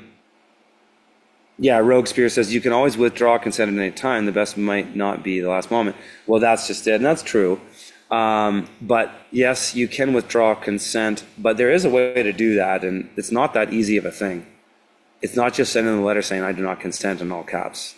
There is a process to that. Properly accepting is one, a notice of mistake is another, and a rescission of signature is probably another. And there might be some other stuff in there too, but that would be my thinking. And if you get into the will, I mentioned Will Curry earlier. I think it's Curri, maybe, but just, you'll find him. Maybe you won't actually. I don't even. Those are sent to me in a Dropbox link. So I don't have a fucking link for you. The real great, like if you want to get into if you want to learn real law stuff online, it's not online. You have to get offline. I've said this to people for years. You have to get offline. You're never going to learn anything really meaningful until you start talking to people in the flesh. You'll get tidbits, like you can get these from my streams, but you're not going to get the real gravy, because the real gravy comes with a lot of associated risks. And that's, frankly, in my opinion, if you hear people spewing remedies and quote-unquote gravy online, you're on a one-way ticket to prison, my friend, most likely, because anybody who knows this shit for real is fucking careful about how they speak about it. And there's a reason for that. I've told that story many times. It's the Matrix level, movie 2, the big robot stands off with Neo, and he's like, look, you can pull people out of Matrix one at a time all you want. That's fine. But if you go and wake up my herd, I will smash Zion. It's kind of like a sheep farmer will accept, again, acceptance, will accept a certain culling of the herd every now and then, i.e. a wolf comes in and takes a few, or, you might have to call them to thin out. Maybe there's some, I don't know, maybe there's a problem with the herd, maybe you got a bad ram or whatever it is. The farmer accepts the culling and the loss of the herd every now and then, but the farmer will not accept another farmer coming to take his flock. Then it's war. And so that's what it is that, yeah, I can talk about this stuff. And I do talk about the product. I do workshops. I don't advertise this shit on YouTube, but, it's on my Twitter if you follow me there, or if you follow me on Telegram. That's the only time and place I'm going to talk about real remedy and real shit. Because it's not worth it to fucking rah, get caught up in the he said, she said, get caught up in trying to be right versus trying to win. And that's what it's all about, is if you want to be right, you're January 6th, trucker convoy, you're probably standing at the ostrich farm, you're trying to be right. I want justice, I want to be right. If you want to win and you want to settle, shut the hell up, take your stuff, and walk away quietly. That's the difference. And they'll let you do that. Because they have to, because the rule of the matrix is that free will must and will always be present. That's why there's a Bible in every court. The Bible represents free will. The Bible represents our ability to choose. That's why, and then here's another little gravy rabbit hole, a little good one. That's why the matrix needs three things to exist. Okay?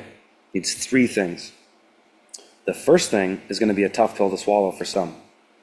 The matrix needs you alive. Why does it need you alive? Because the devil is not a creator.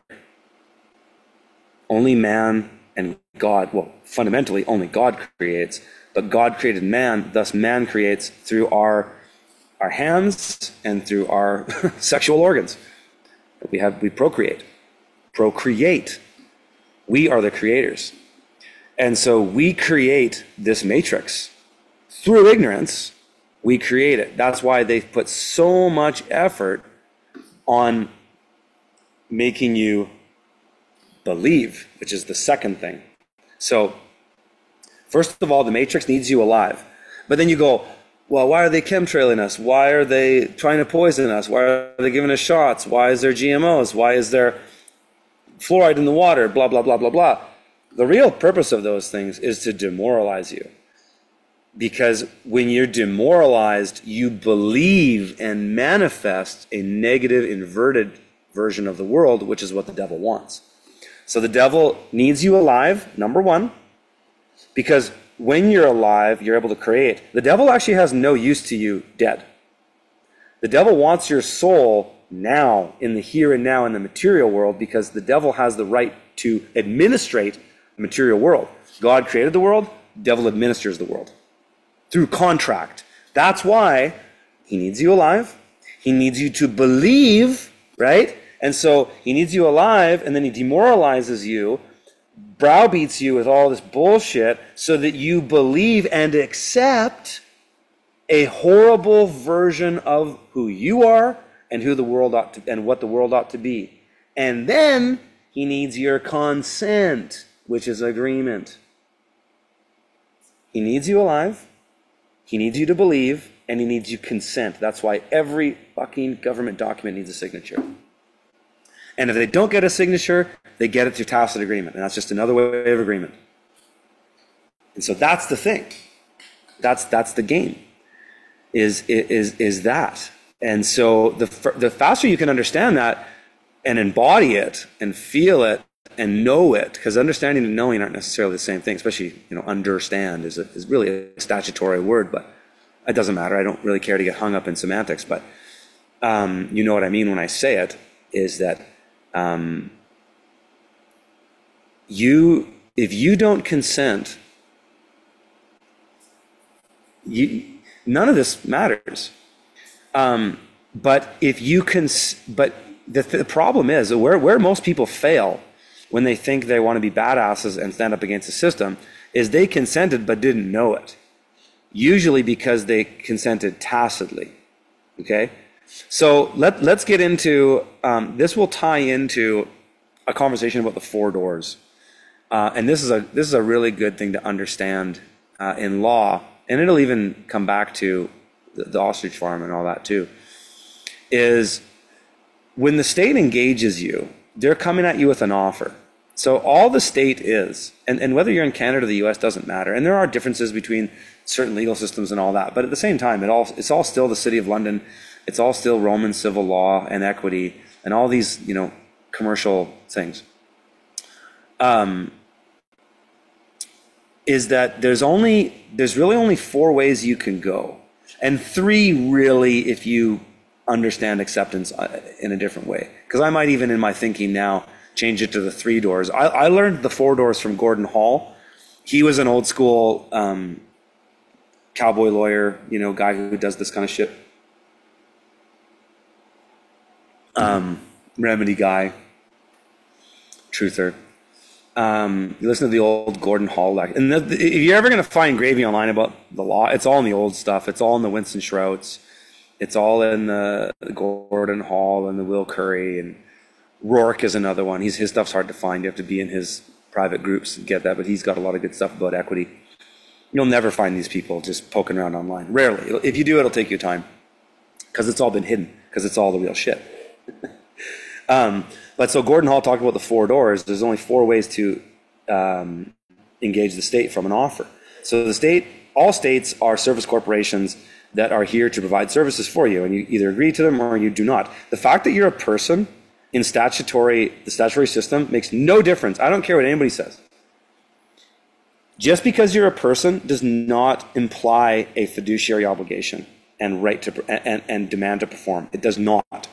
It does not. People think this, and this is where people get hung up on the free man on the land thing versus just learning the fucking law. It's like the free man on the land thing is just a psyop. It's like sovereign citizen. It's just a psyop.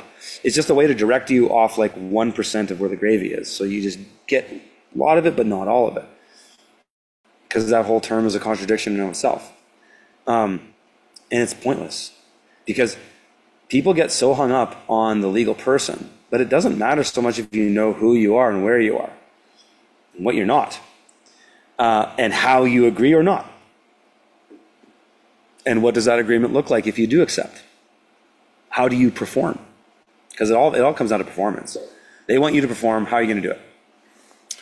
How do you perform on a negotiable instrument? Because that's what all this comes down to, is these negotiable instruments. They're all negotiable, and they're all instruments of finance, and they're all certificates and bonds and securities and things like this that all have these legal definitions. But so in the 4 doors, the first door is accept. And when you look at Black's, right? Let me pull it up again. When you look at Black's definition of acceptance, it's not necessarily what you think it is. That's why when I talk about conditional acceptance, it actually just is acceptance, but I'll explain that further. So the first door is to accept. Okay? To receive with approval or satisfaction, to receive with intent to retain. It's intent. Intent is everything. Okay? Hey, thank you for your letter. I'll be happy to consider this matter. And that's the start of a conversation. Okay? So the first one's acceptance. The second one, and these are in no particular order. The second one, let's just say, is silence, which is to accept. If you go silent, you accept. So door number 1 is door number 2. If you go silent, you mostly accept. However, having said that, if you are in honor, okay, if you're in honor, silence isn't necessarily a bad thing. Because you listen to the old Jordan Maxwell tapes, you're never going to get any remedy from Jordan Maxwell, but he did understand maritime law and admiralty law at a pretty high level, and the esoteric, which is kind of cool. He talks about how, what the fuck was I going to say with that?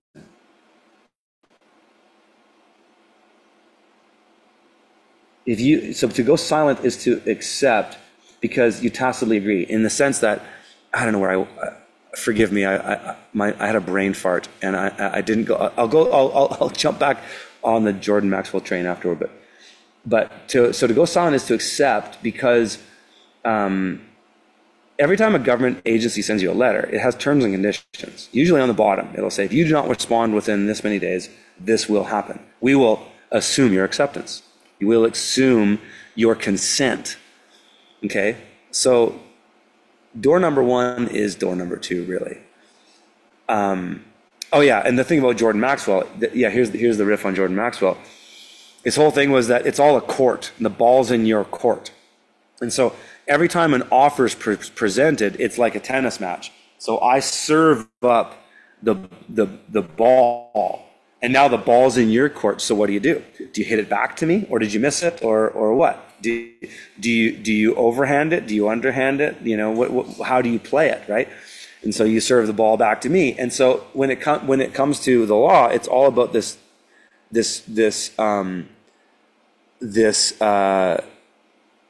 card game of bluffing, where who's going to stand down based on a bigger claim or a bigger offer. And so the way you stand in honor is that you present and accept, or you accept and present, and then they stand in dishonor. And so if they stand in dishonor, there might be a reason to go silent. My first interaction with the Canadian Food Inspection Agency, after I had set myself in honor, I went silent because it was within my capacity. It was within my, I could stay, it wasn't within my capacity. It was, but it kept me in good standing, because I said, hey, I'm willing to do whatever you want me to do, if you can do this and this and this. And then he said, well, I can't. And so I went silent, because I was in honor. So again, on the four doors, which way you go only matters to the context and where you are in your standing. And so door number one, acceptance. Door number two, silence. Door number three, refusal or denial. Just no. No, I will not consent. And again, that might be fine if you know where you are at the end of the line. That just rhymed. That was funny. That might be fine if you know where you are at the end of the line. And that's the same with all these things. And what I say to people, if you're ever going to try to get remedy, the first thing you need to do is know thy enemy. And if you don't know thy enemy, and you don't know the procedures in which they're going to execute jurisdictional authority or enforcement on you, then you're shooting in the dark. And that's okay. You can shoot in the dark.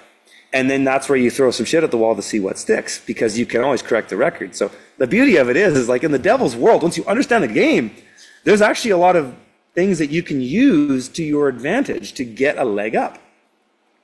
And so again, the third one is refusal. No, I do not consent. Fuck you, blah, blah, blah. Usually trying to be right, trying to prove something, whatever. And then the fourth one, according to Gordon Hall's version, is conditional acceptance with conditions. But I would actually just put that all back to acceptance, and I would say there's really just three doors, because a conditional acceptance is still an acceptance. You still accept with intent to retain. Okay, so thank you for your magic piece of paper.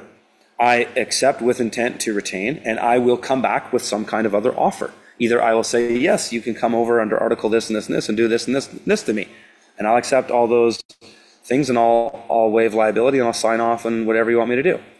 Or you'll say, I'm happy to do that. And so there's something that's so important to be cordial, is you need to be cordial with the matrix. And as soon as you're cordial and you're not like in the rah-rah and the he said, she said, and blah, blah, blah, blah, blah, controversy, you're just like, settle the matter. What is the issue? The issue is the inspection. Okay. Let's not worry about the emotions of losing the hostages. Let's not worry about the article this, the article that. It doesn't matter. The matter is the inspection, and will you perform? How do you settle the matter? So, this brings me to my little remedy story. It's the only one I tell publicly, because frankly, I've been able to tell it and it hasn't come back to me. So I said, okay, the matrix says I can say this one, that's fine. So I had the Canadian Food Inspection Agency come after me in 2017. It was actually the day of my daughter's birth. So the day I hand delivered my child with my bare hands and held that child on my chest and was sleeping in bliss and, passing her to mom, and we're just in love with our baby laying there. I don't know why I checked my fucking email. It was the last thing I should have been doing, but I checked my email, and I got an email from the CFIA. And this geezer is like, hey, Curtis, And I won't show you. I don't show this paperwork in my course that I do, my in-person private course. I do show this, but I show you the letter chain. But so you have to take my word for it here. As he's like, according to article this and this and this, you're in violation of this and this and this, and I need to come and do an inspection, and I'm hoping that you'll be available for that inspection on this date and this date. I can go between these times and these times. And at the time, I was already pretty good friends with Cal Washington because I met Cal back in 2014, and we did the first iteration of his notice of liability. If you're familiar, it's a pretty amazing document that gets results. And I was actually hanging out with Cal down in at Confluence there in Bandera, Texas. So it was pretty cool to hang out with him. I've known him for a long time, 10 years, 11 years now. Anyways, I did this thing with Cal, and then in 2017 I was buddies with Cal, and I was like, Cal, give me some insight on this one. And Cal's cool, and he doesn't just give it all to you. He kind of like through questions makes you kind of figure it out. That's what a good remedy guy is going to do for you. And that's actually why they do that. So if people get frustrated when they're like just tuning into this stuff, that's why this shit doesn't work on TikTok, is it's too long form. Like all these people trying to do this shit and talk about this stuff on TikTok, forget about it. Like people cannot, like even Brandon Joe Williams, love the guy, he's hilarious. But like how many people are retaining what the fuck he's talking about in these short form videos? Very few. And that's okay, that's just the nature of it. But that's why this information just doesn't work well on TikTok. You need the long form. But anyways, going back to the story, so I had Cal that kind of like talked me through it, and I said, okay, I think I'm gonna try three things here. I'm gonna throw some shit out the wall to see what sticks, as we say, and that's the way to do it. Throw a few things out there and see what they go for, because that's what they do to us. Hey, here's some chemtrails. Let's see how that demoralizes you. Here's a little COVID. How does that demoralize you? Here's a little psyop with Joe Biden standing in front of a fucking behind a backdrop of blood red lights and Roman symbolism. Like, remember how weird that was when Biden did that? Like stuff like that. Like, let's just throw some psyop at you and see what you go with. That's what they do to us. So we can do that to them. So I threw some shit at the wall, and I said, okay, hey, Mr. Bureaucrat, I'd be happy to accept your offer for inspection at this and this and this date.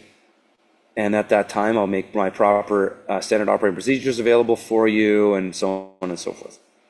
If you can do three things for me, the first thing I asked for is I said, I would like proof that the statute of the Canadian Food Inspection Agency Act has received royal assent. And royal assent is a funny little rabbit hole if you ever get into Canadian law, because they stopped doing it the way they used to do it after the Statute of Westminster of 1867, when they essentially dissolved the Dominion of Canada, and didn't dissolve it, but just said, hey, the people are now free to form their own governments and their own constitution and form sort of a constitutional republic as they did in the United States. We never did it in Canada. That's why we're locked in this de facto downward spiral. And so I said, okay, yeah, give me proof of royal assent. That was number one. I said, secondly, I want a copy of your oath of allegiance and to Her Majesty.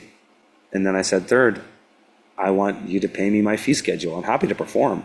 I'll make all the standard operating procedures and things like that available to you. I'll bring copies and everything. But I'm going to need $400 an hour, or I don't know, maybe it was $250 at the time. I don't know. It doesn't matter. It's the implication of the fee that's all that matters. The fee doesn't matter because they're never going to pay it. And that's the point, because then they're in default. And so, yeah, Buddy came back, and I said, you got 21 days to respond, whatever. The guy responded in an hour.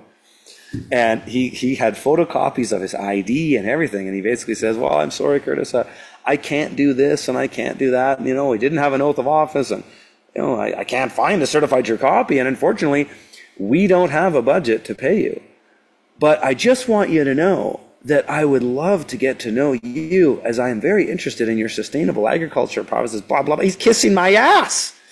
So the ball's in his court, and he's trying to kiss my ass. And at that point, I went silent, and I never heard from him again. because I could go silent, because now I was in honor. I accepted with intent to retain. Consent had nothing to do with it. Intent had everything, and that's the equity. That's the matter. So the matter was settled. The inspection, is it going to happen or not? I'm okay that it happens. I'm fully available for the inspection. But I need these three things, because at the end of the day, it's all an offer, and it all needs your consent. Again, the devil needs you alive, needs you to believe, and ultimately needs you to consent. And if you can't do those three things, there is no matrix. And so if we can't get those and give them to them, there is no matrix, and that's how it works. And so if the good folks at the ostrich farm would have done something like that from the beginning, that they never even contracted, never got a PID number, none of that shit. You know, the whole thing that they say, oh, you have to register your animals. You don't have to register anything. Look up the definition of register in blacks. Get your blacks out and look up register.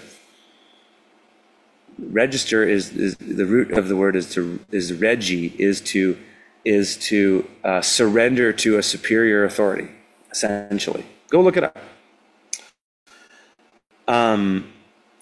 But that's, that comes full circle.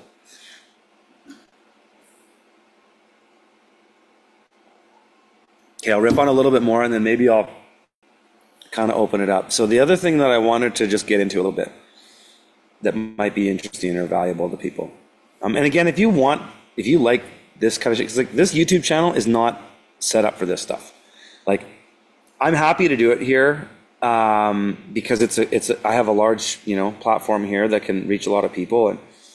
And what you guys should be doing is, if you're following me here and you like my work here, you should be supporting Freedom Farmers. You should be getting on our Homestead Accelerator, and you should be letting us help you find land so that you can fucking avoid all this shit. Because here's the thing with all this remedy and all this legal stuff.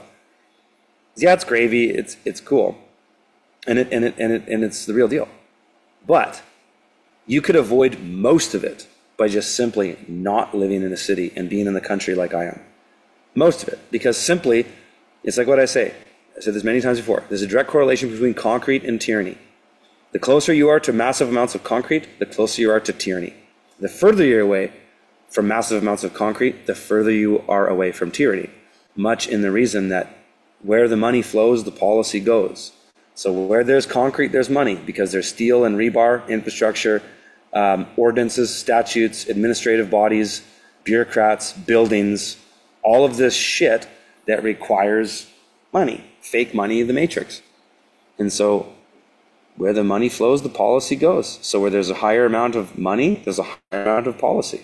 That's why simply just living in the country solves most of your problems, because you don't have bureaucrats driving up and down the road. This is why I love BC. It's why I've stayed.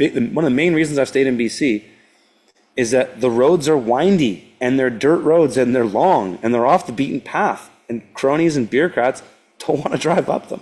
Whereas Alberta, which most assume is a freer province, it's not.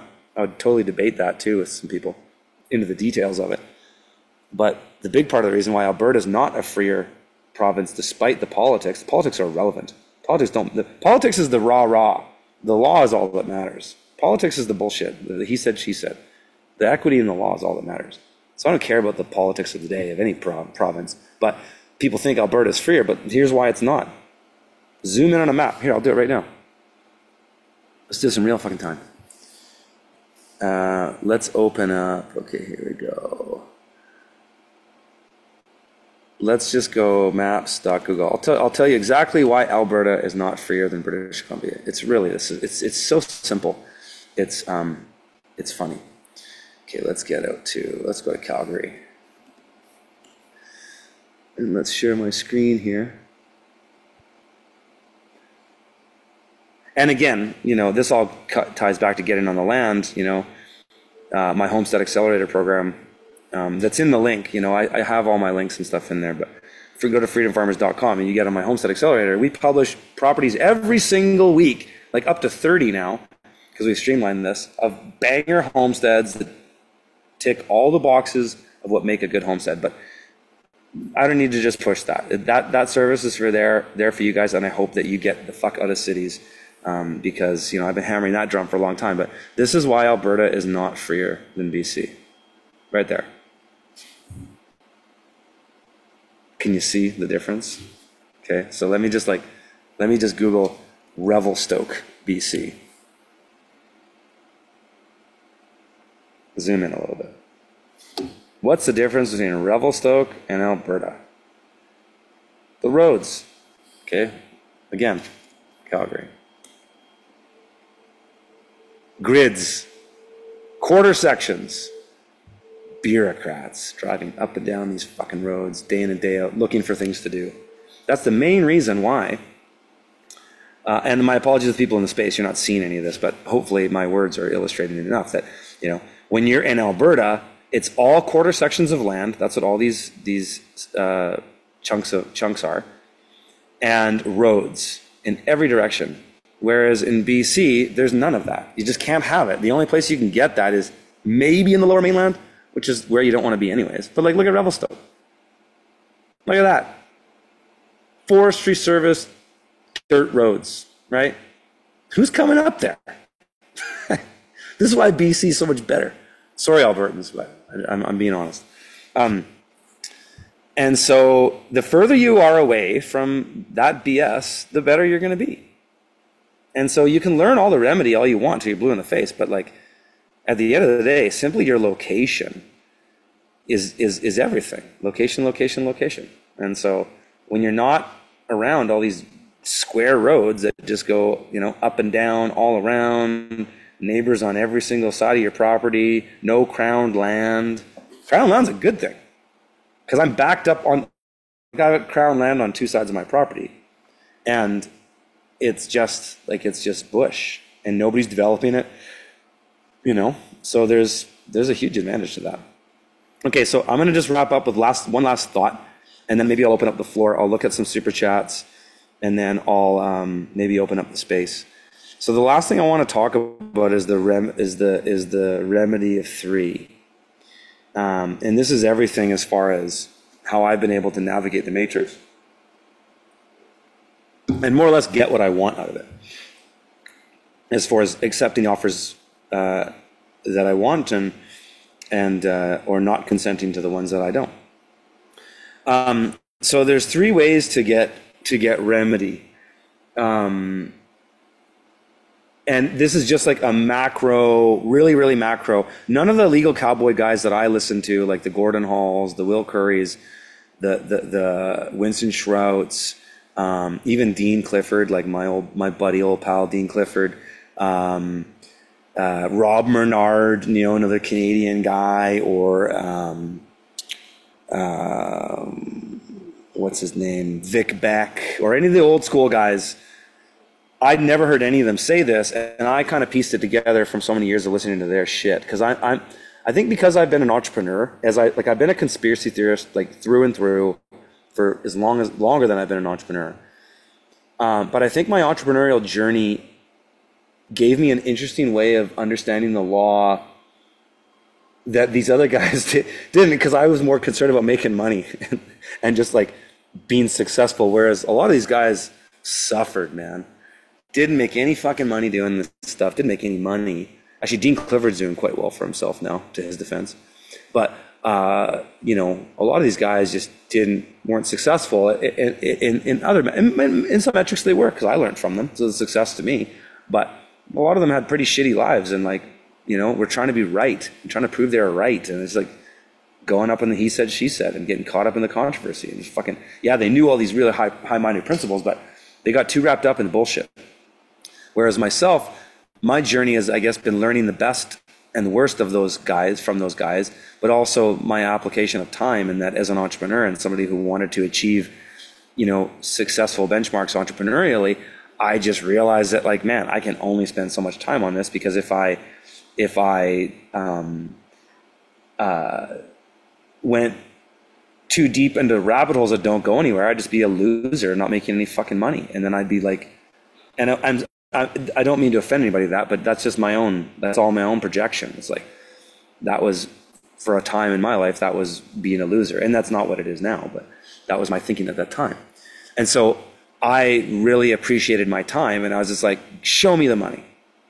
Okay, all this remedy shit, all this statute stuff, all this common law stuff, all this equity, show me the money. Not literally, I mean metaphorically, but get me to the gravy. Like, get me to the fucking thing that gets me what I want. Get me the cream.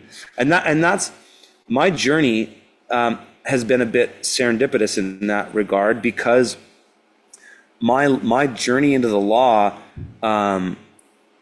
was really guided by the fact that I was the urban farmer, and that whole thing that I did, because it got me an audience with a lot of these guys, because they all watched my videos, and so they were stoked to hang out with me and fucking give me the gravy. And so I hung out with a lot of these guys and got the gravy, but I only ever got it in person.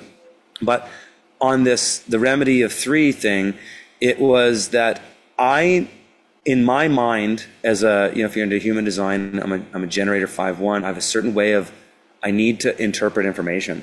And for me, it's to create top-down understandings of it. And so I kind of like lay it out on a table of like this piece and this piece. I do it also in my mind, but that's how I visualize things. I'm a very visual learner. I came up with this remedy of 3 thing because I was observing all these different remedies, and all of these I had done in many different incarnations, and many of them cross over at once. Even is I kind of boiled remedy down to 3 things, and there might be more, and so let me know if you think there's more, but this is how I've kind of compartmentalized this in my mind. Is the first way to get a remedy, and acceptance is part of all of these, okay, is to go to a principle of the matter. So I'm here from the agency of blah, blah, blah, and according to article blah, blah, blah, you need to do blah, blah, blah. And I say blah, blah, blah because none of that matters.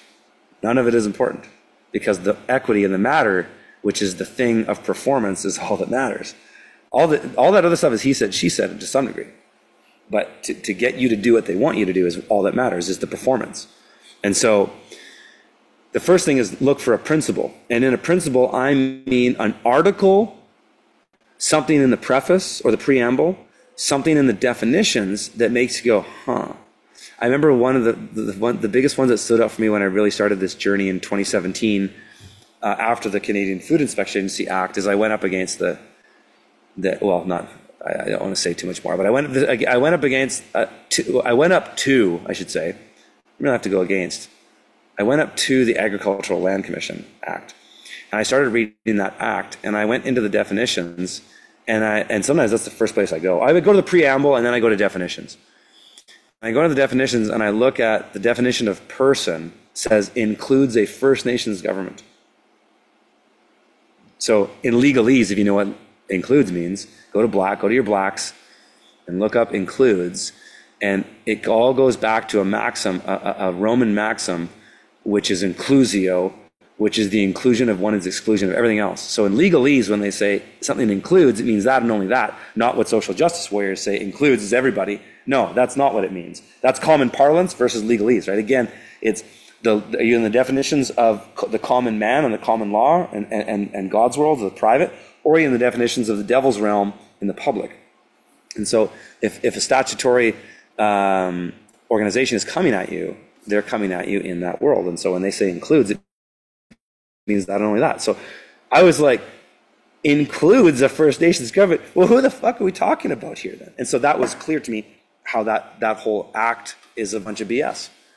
And so anyways, you look for a principle. You look for a contradictory definition.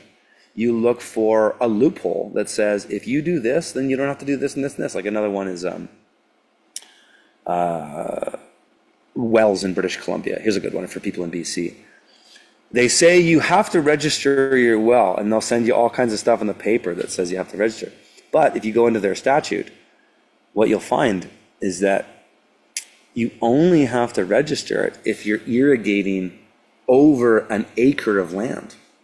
And whether you irrigate an acre of land is actually a very contentious issue. And I actually had this issue. Some loser who follows me on YouTube tried to bog me down with a controversy and called the, what are they called? The conservation officers on me and tried to like say, oh, he's building ponds, how dare he? He's irrigating more than an acre of land, how dare he? Anyways, I said in a video once, I said, yeah, I've got the ability to get water on 40 acres of my land, which is true. But then they interpreted that as, are you irrigating that? And the answer is no, not even close. So that's a principal remedy in that, yeah, I have water lines going well over many acres on my property, but they're never running at once. Most of it's drip. And if you actually total up the square footage of the area being irrigated total, it's not even close to an acre. And through time, it's not, that's where another one is too. It's like, in their definition, it's like, well, you say you need to register a well if you're irrigating an acre of land. Well, the devil's in the details. Like I always say, God is in the fundamentals, but the devil's in the details. Okay, so how does that represent itself in time? You know, are you irrigating a field block of corn at once? Okay, you're irrigating that corn at once, so your sprinklers are running to just irrigate that acre, or let's call it 0.9 of an acre. Here's a little remedy for you. You're irrigating 0.9 of an acre for an hour, and then you irrigate the other 0.9 of an acre for another hour. Does that mean you're irrigating 1.8 acres? No, it actually means you're irrigating 0.9 of an acre.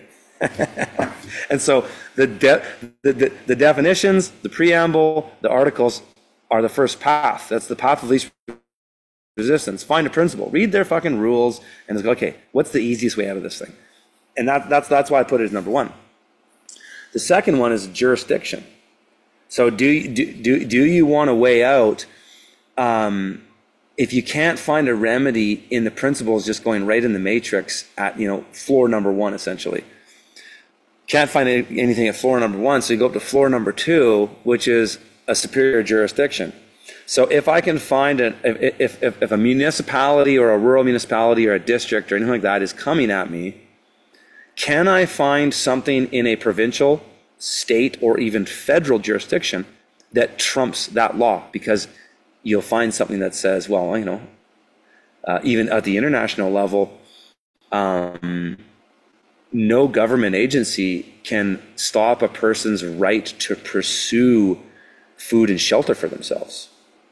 Like that's your God-given right, and that's actually articulated in many federal constitutions and charters and such like that, as well as in the international ones like the ICCPR, the International Covenant on Civil and Political Rights, or the UNHR, the United Nations Human Rights Declaration. They're almost the same document, actually. It's kind of weird. So jurisdiction is number two. You can find an article in a superior jurisdiction, because jurisdictions is a pyramid. It's a big pyramid, right? It's another, Freemasonic symbolism but it's also a truism. There's also, that's why all the Cabal and all this stuff use these things, is like, because they're truisms that the symbology of them makes sense. So superior jurisdiction is it stands higher, just like the courts, right? Just like the superior courts. So that, at the bottom level, you're in the county clerk's office in some kind of court. And then, you didn't get a ruling there, so you're going to kick it up to the state level. And now you're in the provincial or the state court. And then from there, you're in the state court of appeals. And then above that, you're in the federal court. And then above that, you're in the federal court of appeals. And above that, you're in the international court. And then you're on the international court of appeals, blah, blah, blah, blah, blah, all the way up to the jurisdiction, the pyramid of the jurisdiction. And so that's the second way. And then the third way is to just get the money. It's just go to the money. You're asking me to perform. I'm happy to perform. I will perform upon agreement to my standard fee schedule and terms of service.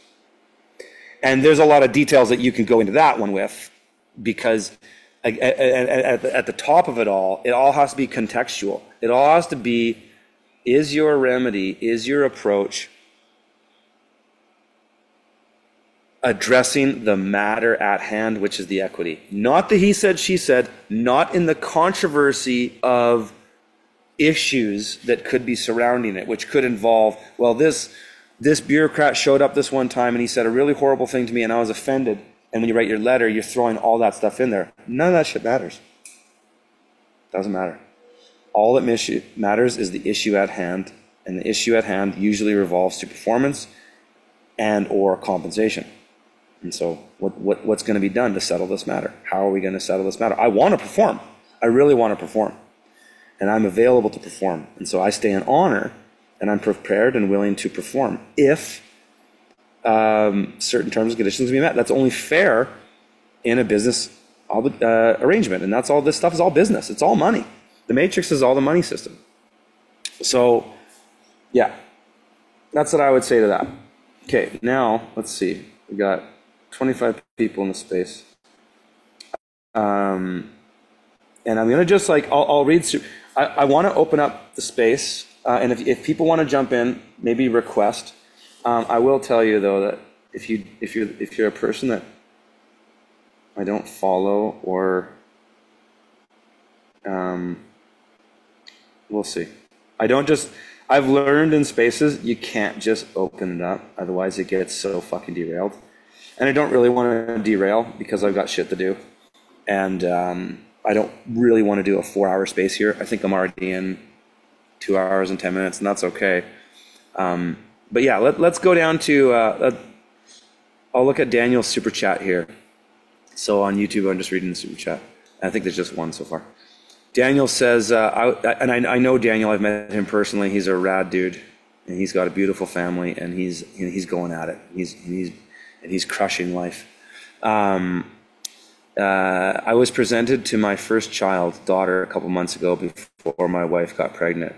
Your daughter is right. Not that you need me to tell you. Yeah, brother. I know, and you know when you know.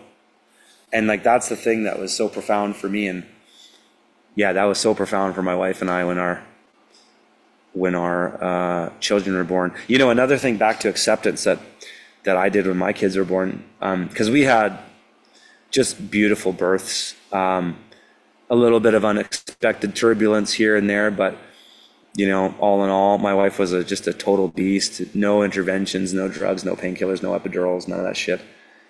Just visceral human experience, which is what's so rad about birth, that it's so tragic that so many women get propagandized into believing that they can't do it, and they get so much fear put in their mind that they just immediately accept the epidurals. But a big thing for us in that journey of having children was that it all came to acceptance too. It was like accepting the conditions we were in as they came, and just being grounded with that and experiencing that and just being present in that moment. And then I remember when both my kids were born, I said this to both of them right as soon as I pulled them out. I had both my kids, I had my hands in there with my bare hands, and my son had to grab underneath his jaw because he had the umbilical cord around his neck, and I had to yank him out. But I had the midwife there guiding me, so it was of course, it wasn't me just winging it. But I know a lot of men that have done that recently, and that's fucking awesome. If I do it again, that's what I want to do.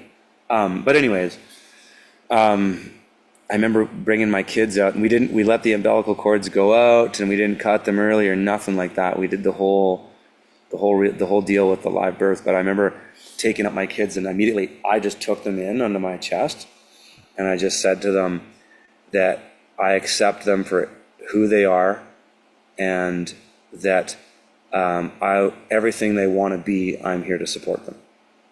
That's more or less what I said. It was kind of like that. And I felt like an incredible spiritual alignment through those words. Words are so powerful too, That's why they want you to will things, like I will, it's the most powerful statement, like I will, or I will not, or I accept, or I will not, whatever. The will is very, very powerful, and our words ring a resonance through to the divine, and then it cuts through, the truth cuts through everything, and that's why it's so important. But yeah, anyways, Daniel, I appreciate you, brother, and yeah.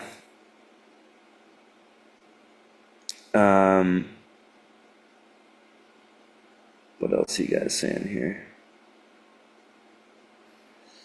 Have I ever looked into the Quebec Act? No, I have not. At this point, I don't really read a lot of statutes anymore, actually. I've probably read, I don't fucking know, hundreds, certainly tens of thousands of pages, but yeah, just, I don't know how many I've read. I mean, I've read all the main Canadian ones, and I've read a lot of US and international stuff too, but it's, I'm not really actively going at it anymore. I'm kind of too busy just helping people figure it out. And, I'm trying to like figure out how I'm going to come back after all this shit that went down in my life, because I really stepped away from my career for a long time. And so I'm blessed with all these opportunities that are coming at me right now, that I'm just kind of going, man, where do I want the divine to take me? So yeah, I'm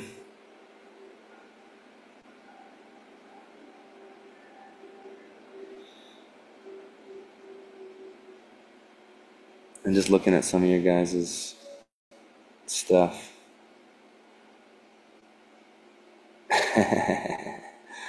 Claudia says, Curtis, is there a remedy to avoid paying taxes?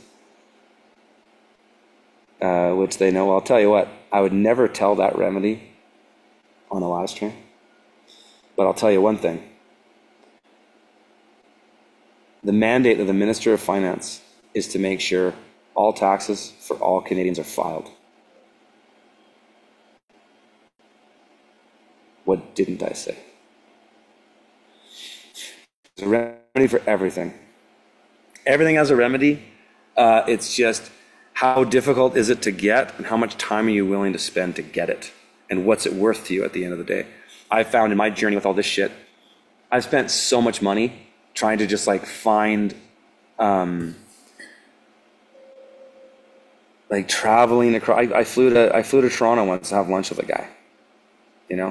Like, how fucking serious are you to find out these answers? And if you're serious, you'll find the answers, or they'll find you. When the student is ready, the teacher presents themselves. Most people aren't ready to get into this stuff. They just aren't. And that's why I don't make my stuff available publicly. And it's not of benefit to most people, because most people just aren't ready. So that's what it comes down to. And I see some people like chiming in specifically on certain bills and stuff. I don't really want to get too into that, but Godheart Guardian says, if you wanted to really safeguard the works and quality of implications, Curtis, you could divide the land how you want based on projects and transfer segments of that land in their separate owned entity. Totally. Am I doing that with my land? No. But yeah, have at it. That sounds like a great idea.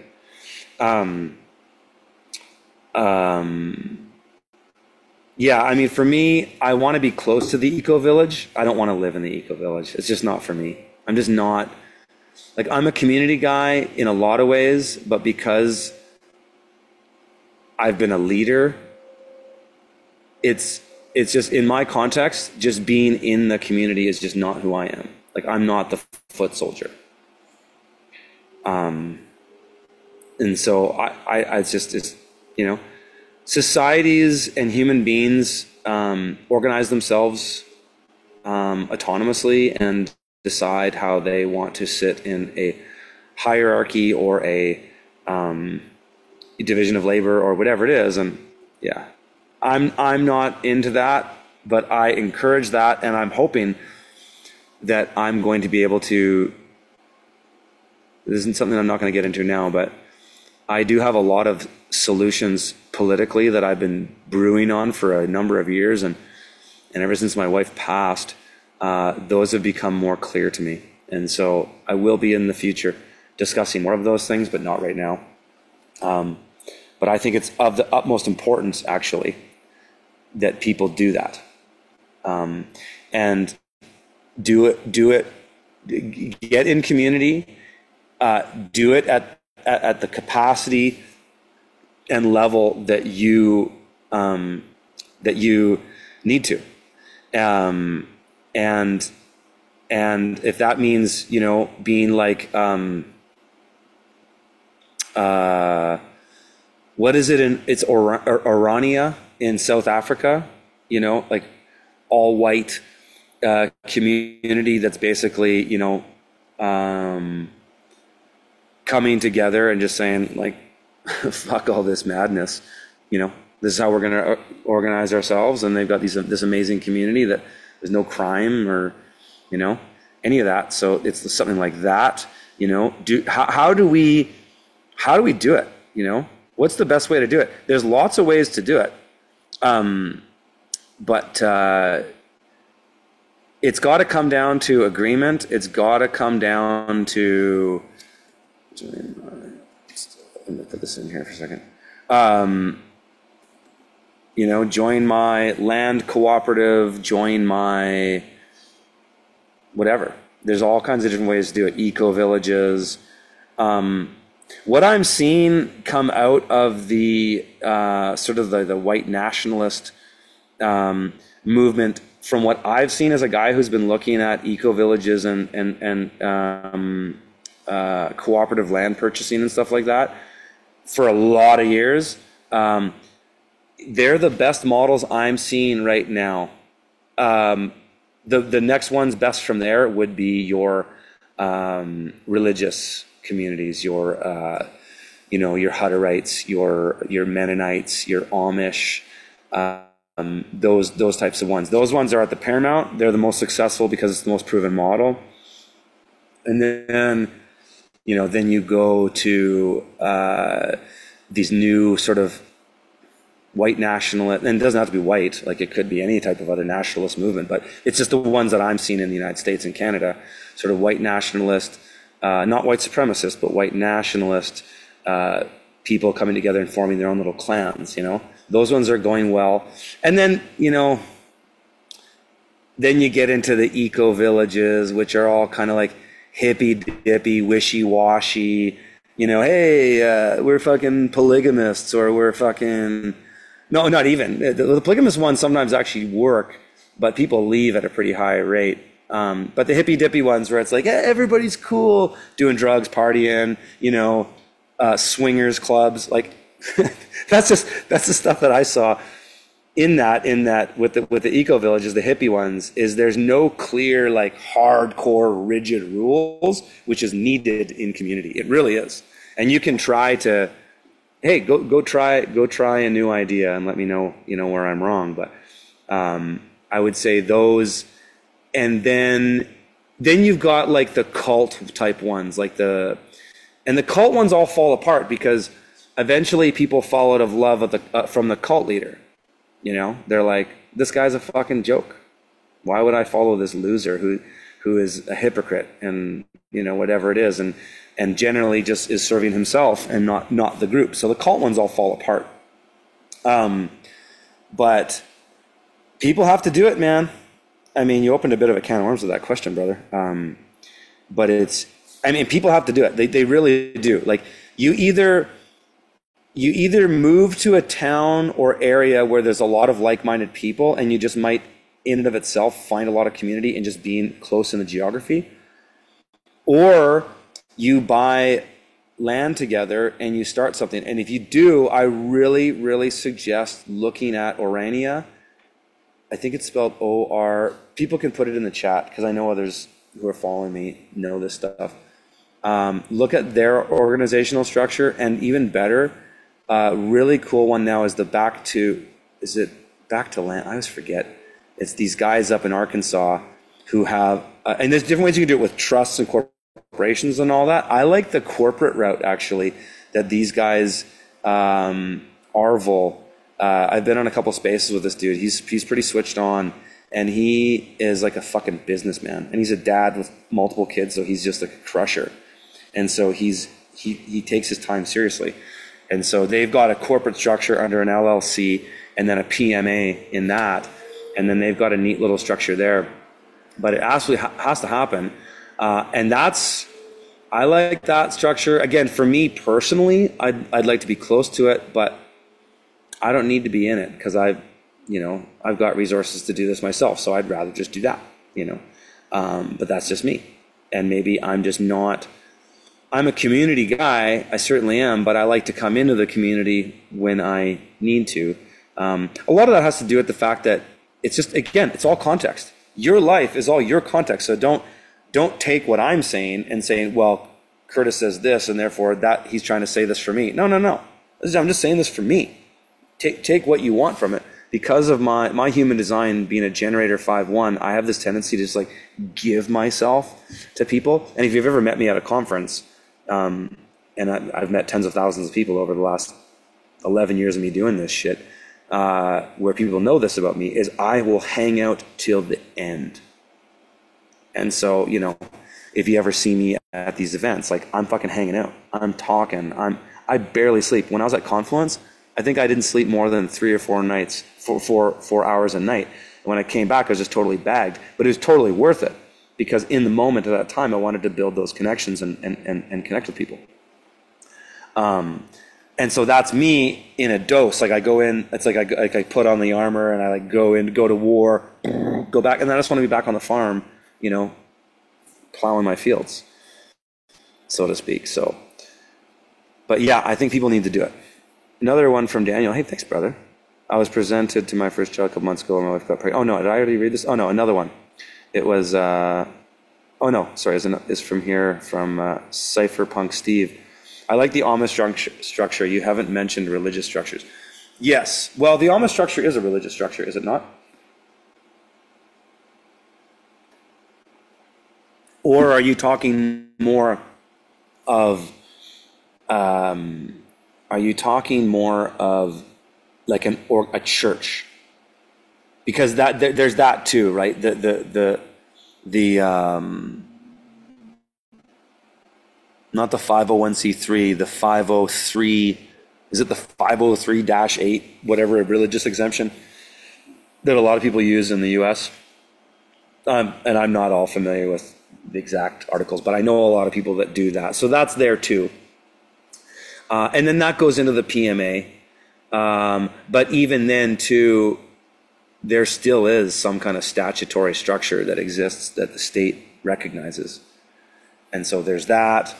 But yeah, there's many ways to do it. The key is if it looks cult-like, run like fucking hell.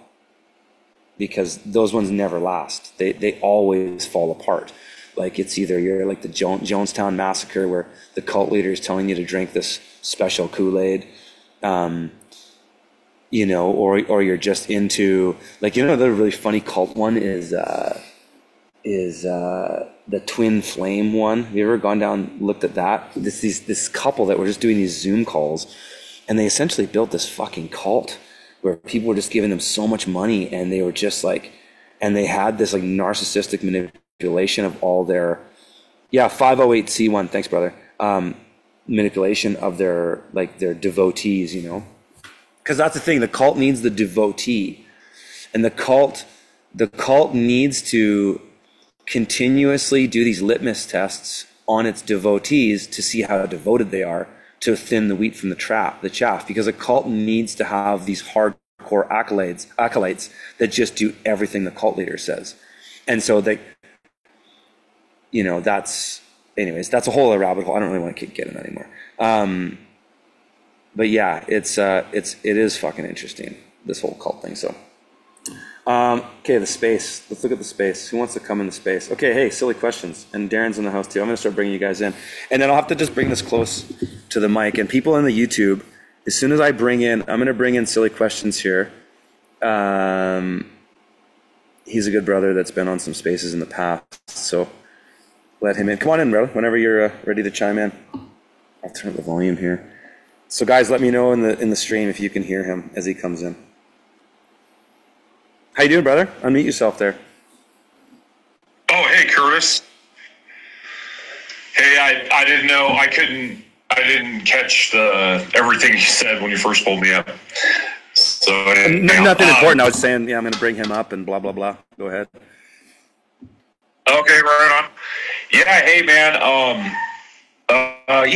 My question is, I've been looking into this law stuff, and I was trying to find some courses, and I had found the Law Society. I'm not sure if you're familiar with it, but it has, I think it's a radio show from a guy named Randy Kelton in Texas. And Oh yeah, and they have one of those, the they have those like Wednesday calls, I think, or something, and it's always a red background. yeah. Yeah, those I've listened to some of those calls. Those are pretty good, actually. I can't speak to, where they get you at the end of the line, just because I don't know. But I have listened to those calls, and they are echoing what I agree with. That's all I could say to that, really. Okay. So I was looking at one of the courses that they recommend is there's a man named Dr. Graves, and he has a course. It's called How to Win in Court Without a Lawyer, I believe is what it's called. Yeah. Have you heard of that? Yeah, I have heard of that. Yeah. The thing is, brother, is you will find that there's not really one thing that does it all for you. You're going to begin your journey, and you'll spend money, and it'll all be worth spending. I think everybody I've talked to who's tried all kinds of stuff, they don't really regret.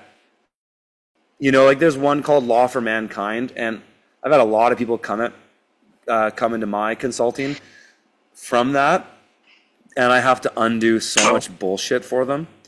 And at the same time, there's still some really good principles in it that were good, and so they don't regret it. So I think you'll find a lot. You'll try a mixed bag, and you will make some mistakes, and you'll kind of fail upwards, hopefully. Yeah. Okay, I gotcha. Yeah, and then the other guy, he's on Telegram. His name's Alphonse Faggio. It's like an Italian last name, Faggiolo. Never heard of him. But it's really interesting in his Telegram. He has lots of court cases that he wins, and he posts he posts his case. That's good. His cases. That's good.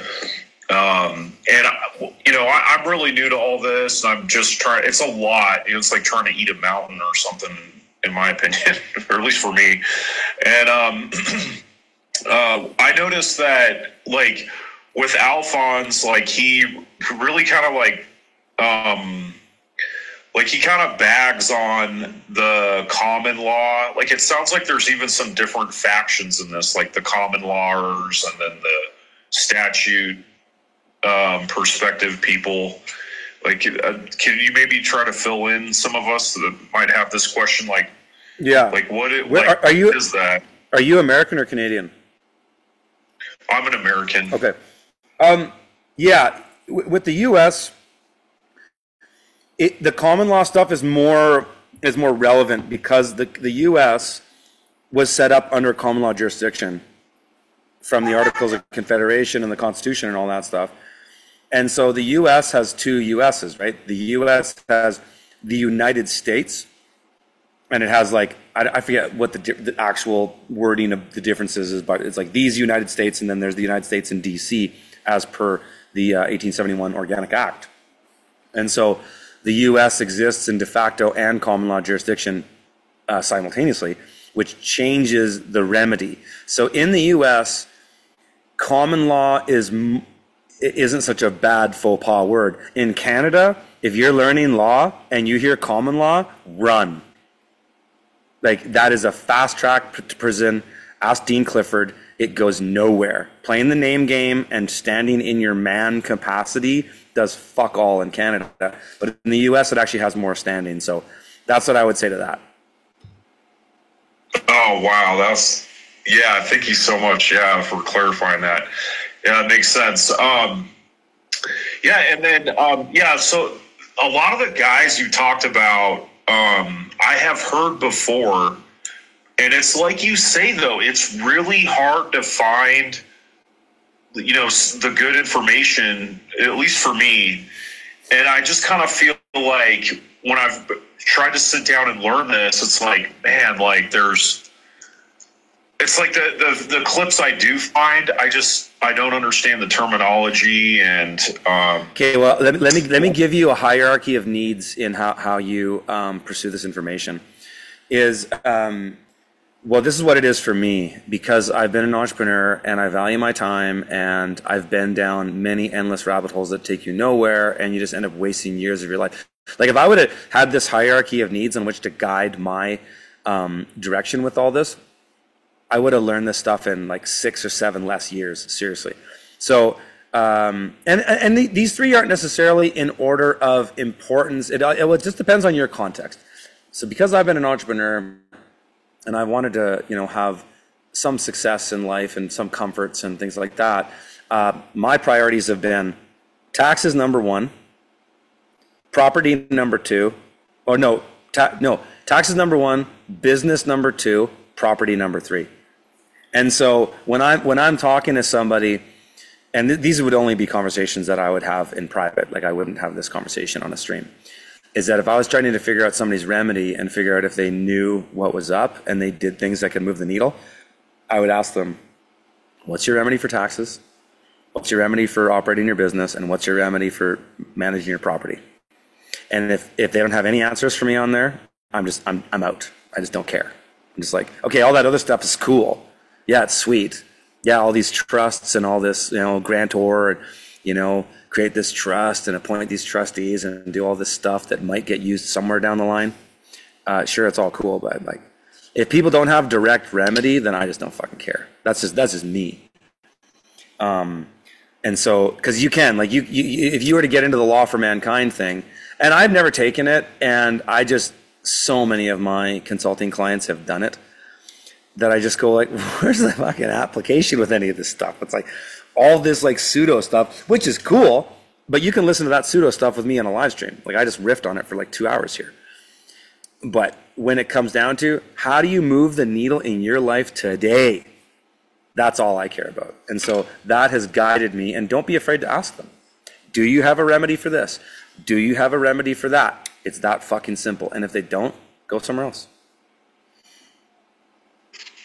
Yeah, that's great advice, Curtis. Yeah, no, I really, one of the things I found with all this was it's profitable. One of the guys, he posted a case with, he was in Florida and he was having issues with, I think he was tackling property tax or something. Right. But he ended up getting awarded a lot of money. And it's a case they post in the Telegram Well, that's group. good. If they have case law, that's a really good, that's like a green flag. Yeah, that's for sure. If they have case law, that's awesome. And they have precedents and they have evidence, yes. But if they're not willing to show you that evidence, then I would run. But I understand how people wouldn't. That's why I don't do any of this shit online, because I don't want screenshots of my letters being taken out of context, getting people into trouble. That's just why I don't do it that way. I only do it in person. You have to physically come and meet me there. Like you have to come to the place. And so, but that's just my approach. And I learned from a lot of guys that had been through the ringer. I learned from a lot of guys that had been in prison, had been really paid a hard price. And so I learned to do it the way that has the least amount of collateral damage, if any. I haven't had any repercussions from any of this stuff. It's only been benefit. But that's because I've been I so strictly adhere to my MO with it, and I only teach these in person. And if it's too expensive for people, and if they can't do it, well, I'm sorry, then, I guess we'll meet up another time. It's whatever. I can't help everybody. I don't want to help everybody. And that's a big part of what made me really be at peace with all this stuff. And equity is really about being at peace. And it's just like, forget trying to save the world. It's not going to happen. You're only going to destroy yourself in the pursuit of saving the world, because that's a matrix trick.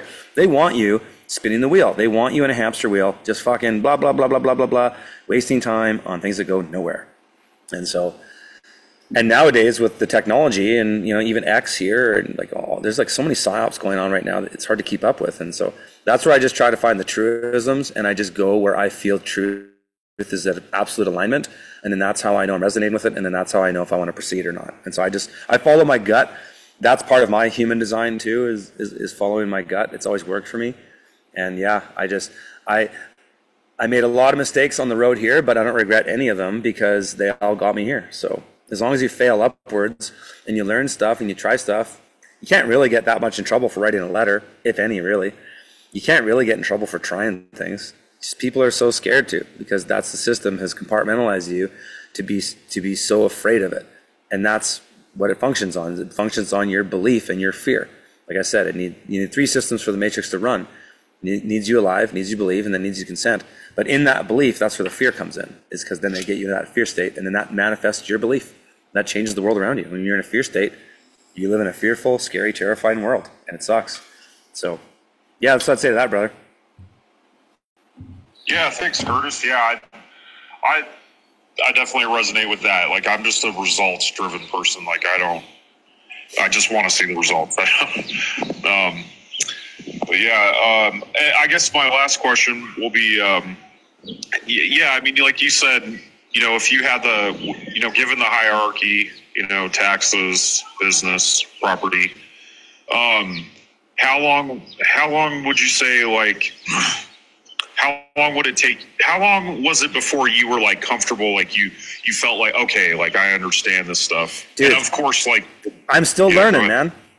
I'm still learning. Yeah, I'm comfortable with it. I'm comfortable with a lot of things that would be considered high risk that I wouldn't have done 5 years ago, even 2 years ago. It's a constant journey. You just got to get your feet wet with things that are low risk at first. And then get some wins under your belt. As soon as you get some wins under your belt, it really makes you feel like you got fucking big balls, and you're like, yeah, okay, I'm ready for the next thing.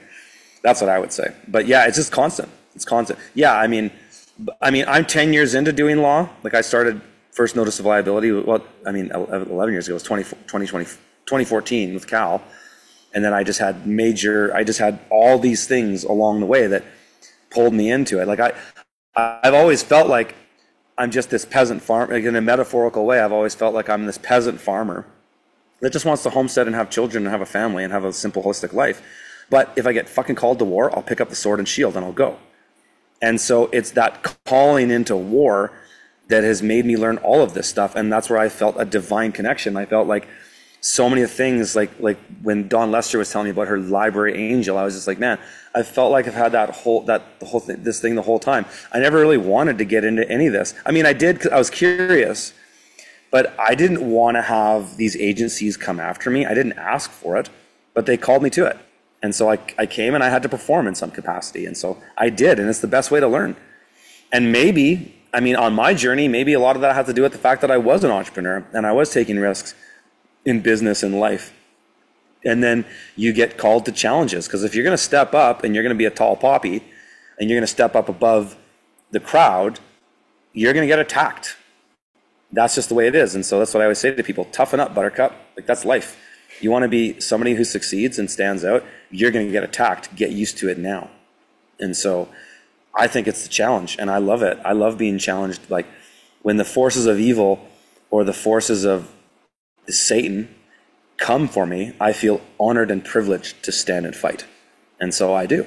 And so I don't back down, and I'll go to the end, because the truth is on my side, because I stand in honor, and I know that's who I am. That's the person I am. So I have the beautiful thing is when you're in truth, you have nothing to hide.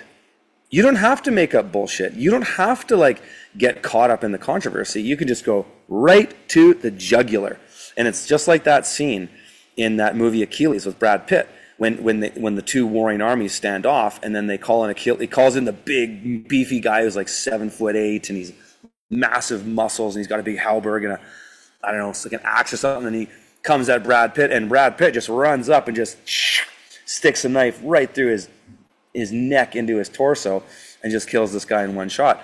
That's what the truth is. That's the truth. And that's why when we get called to stand, we have to stand. If you don't, you'll get railroaded. But if you have the truth and you know how to settle, you can settle it. And it's so empowering when you get to that level. But I appreciate you, brother. I'm going to bring in Darren here and let him fire a question. How you doing, Darren? Yeah, thanks for the mic. Yeah, my pleasure, brother. Hey, maybe just real quick, you could do just one little public one on, the city coming to you, telling you like you can't park your car on your lawn. That would be a good one. Okay, well, the problem with those is that they're so dependent on the ordinance of the place. Like, there's principles there, but it's not necessarily going to give you a remedy. That's the problem with that kind of stuff, is like, it's very speculative.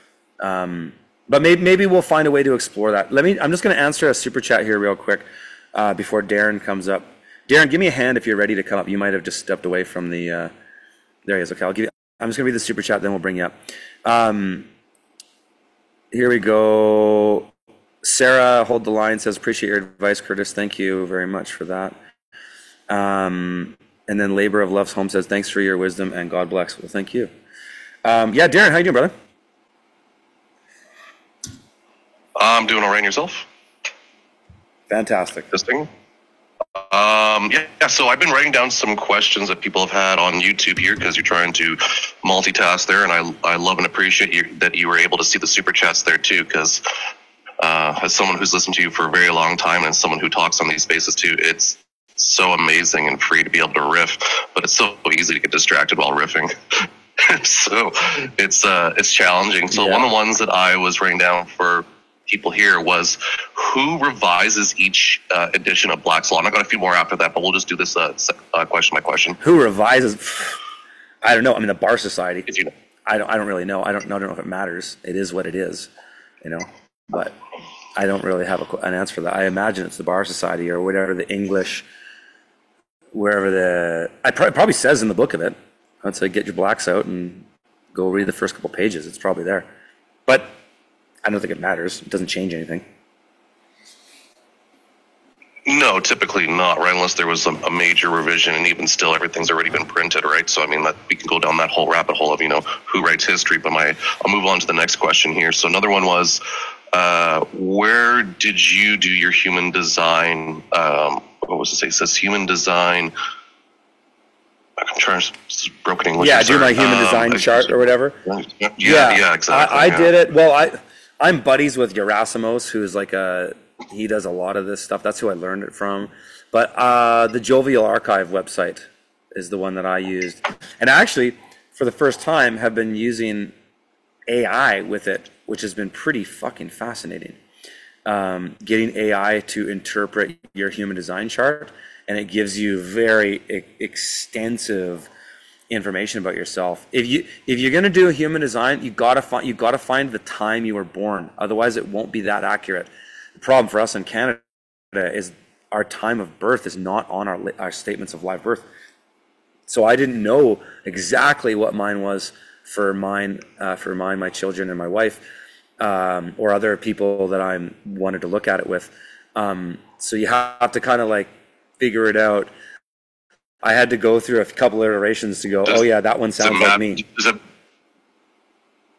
Does it matter like the specific hour and minute, or like?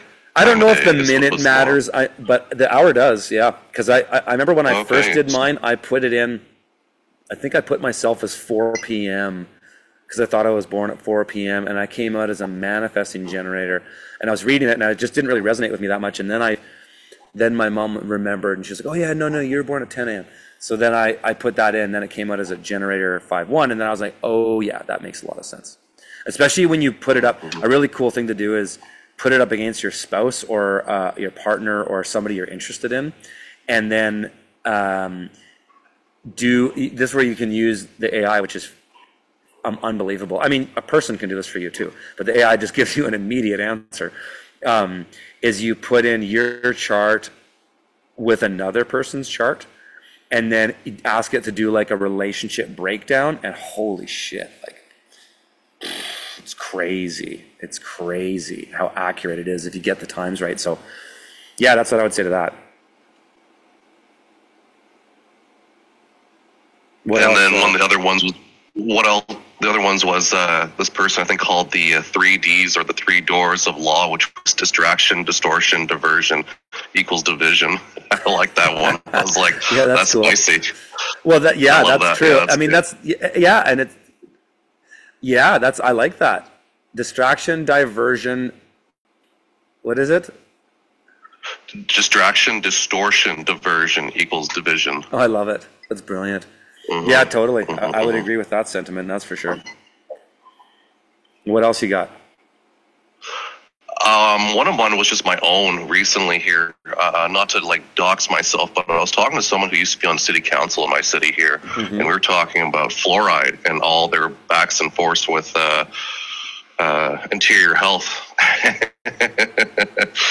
how difficult it was. So yeah, has anyone in Kelowna by chance, or is there anywhere kind of in interior BC ever tackled that, wonderful little fluoride problem? Because I know Calgary, either Kelowna did. Or Okotoks, they did. Kelowna did in the 90s. I remember it in high school.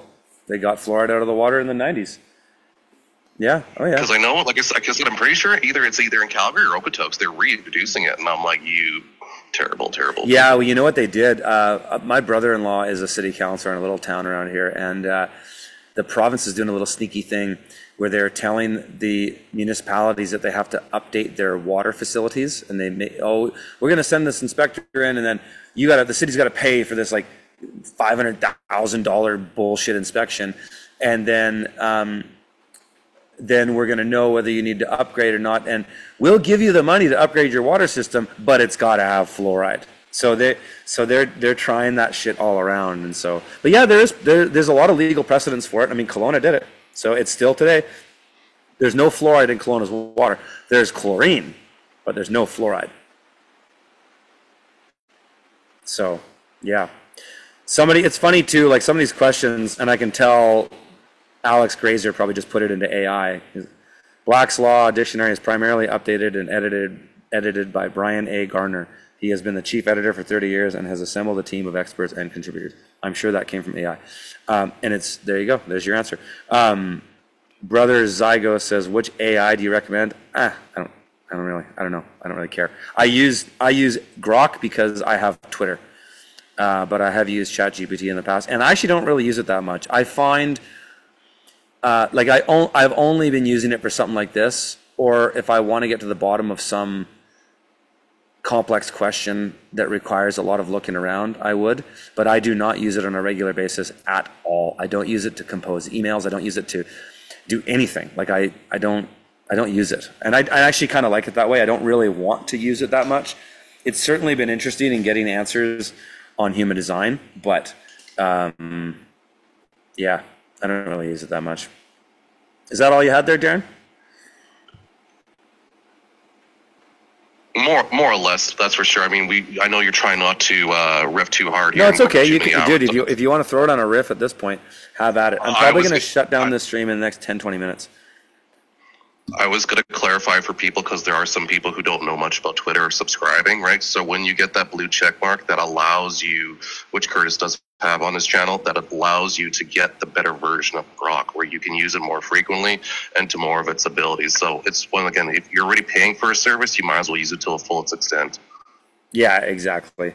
The thing that's crazy about Grok, though, and I'm very cognizant of this going down, is that just like Meta has integrated its AI into Facebook and Instagram, Grok is integrated fully into Twitter. As you know, it's just meta harvesting everything. And so this thing is learning all of our behaviors, and it's just harvesting all of our interactions. So it's kind of crazy. But it is what it is. It's like, is the lemon worth the squeeze, I guess you could ask. Okay, I'm going to, let's see what else. I'll look at some other questions here. And thanks for doing that, Darren. That's sweet. Yeah, Brandon Joe Williams got a free course. Be careful with that stuff, Brandon.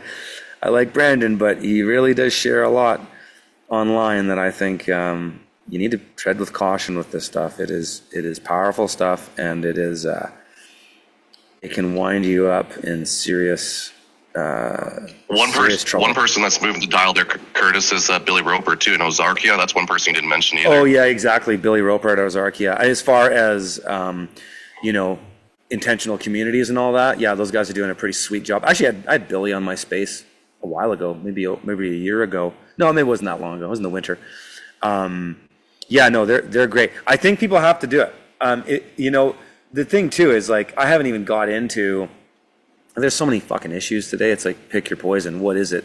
Is it immigration? Is it chemtrails? Is it, economic warfare?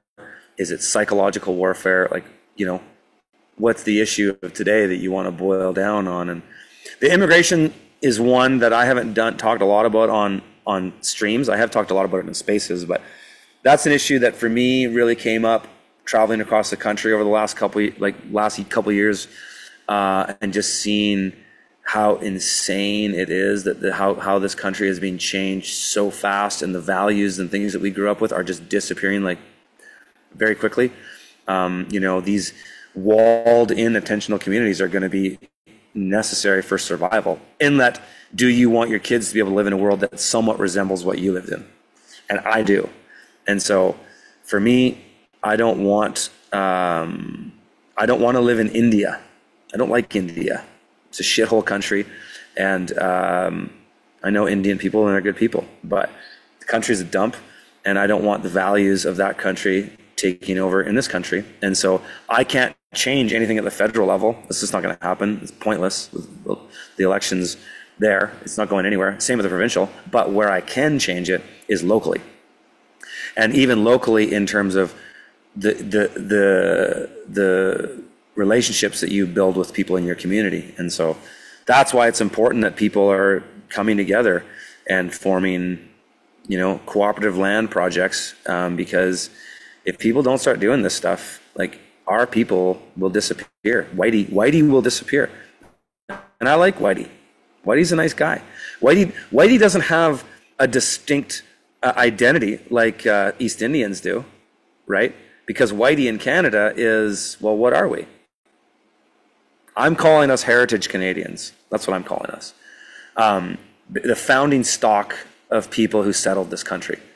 The government colonized the country. The people settled the country. And so that's my ancestors. I go back 5 generations in this country. My background is German, English, Scottish, and Irish. I'm a straight up WASP, really. But I like WASPs. I like those people, If I go to an event and it's an East Indian event, well, then it's an East Indian event, and that's what it is. But that's not the people that I identify with very much.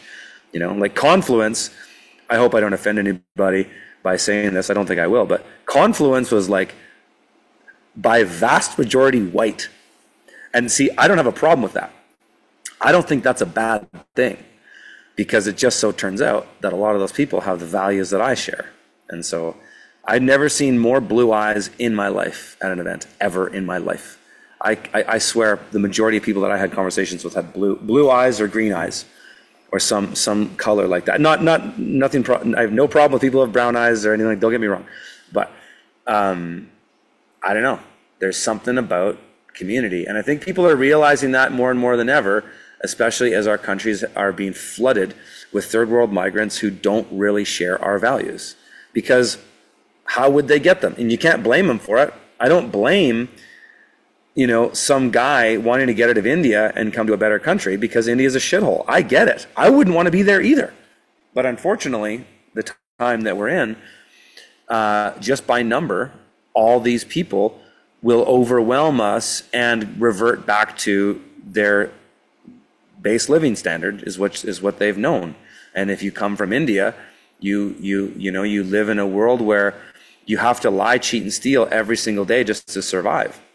And the thing is, the big problem in Canada right now, because every country that's being flooded by migrants has their own unique context, but the big problem here in Canada is that, for the most part, and again, I know a lot of East Indians that are good people, so I'm not trying to speak on all of them. I have some good friends that are East Indians, but they all share Western culture. They don't identify with their culture. They grew up here, and so. But the problem that we're experiencing here in Canada is that a lot of these people who are coming here come from the caste system, and the caste system exists in India, whether you like it or not. It's not legally there anymore, but it culturally is. And if you talk to East Indians, they'll tell you that it's alive and well. Oh yeah, this guy, he's here. I've heard that 100 times growing up around East Indians. And so the problem here is that they have, somebody has Western business practices and standards, and they start a gas station or a Tim Hortons, say.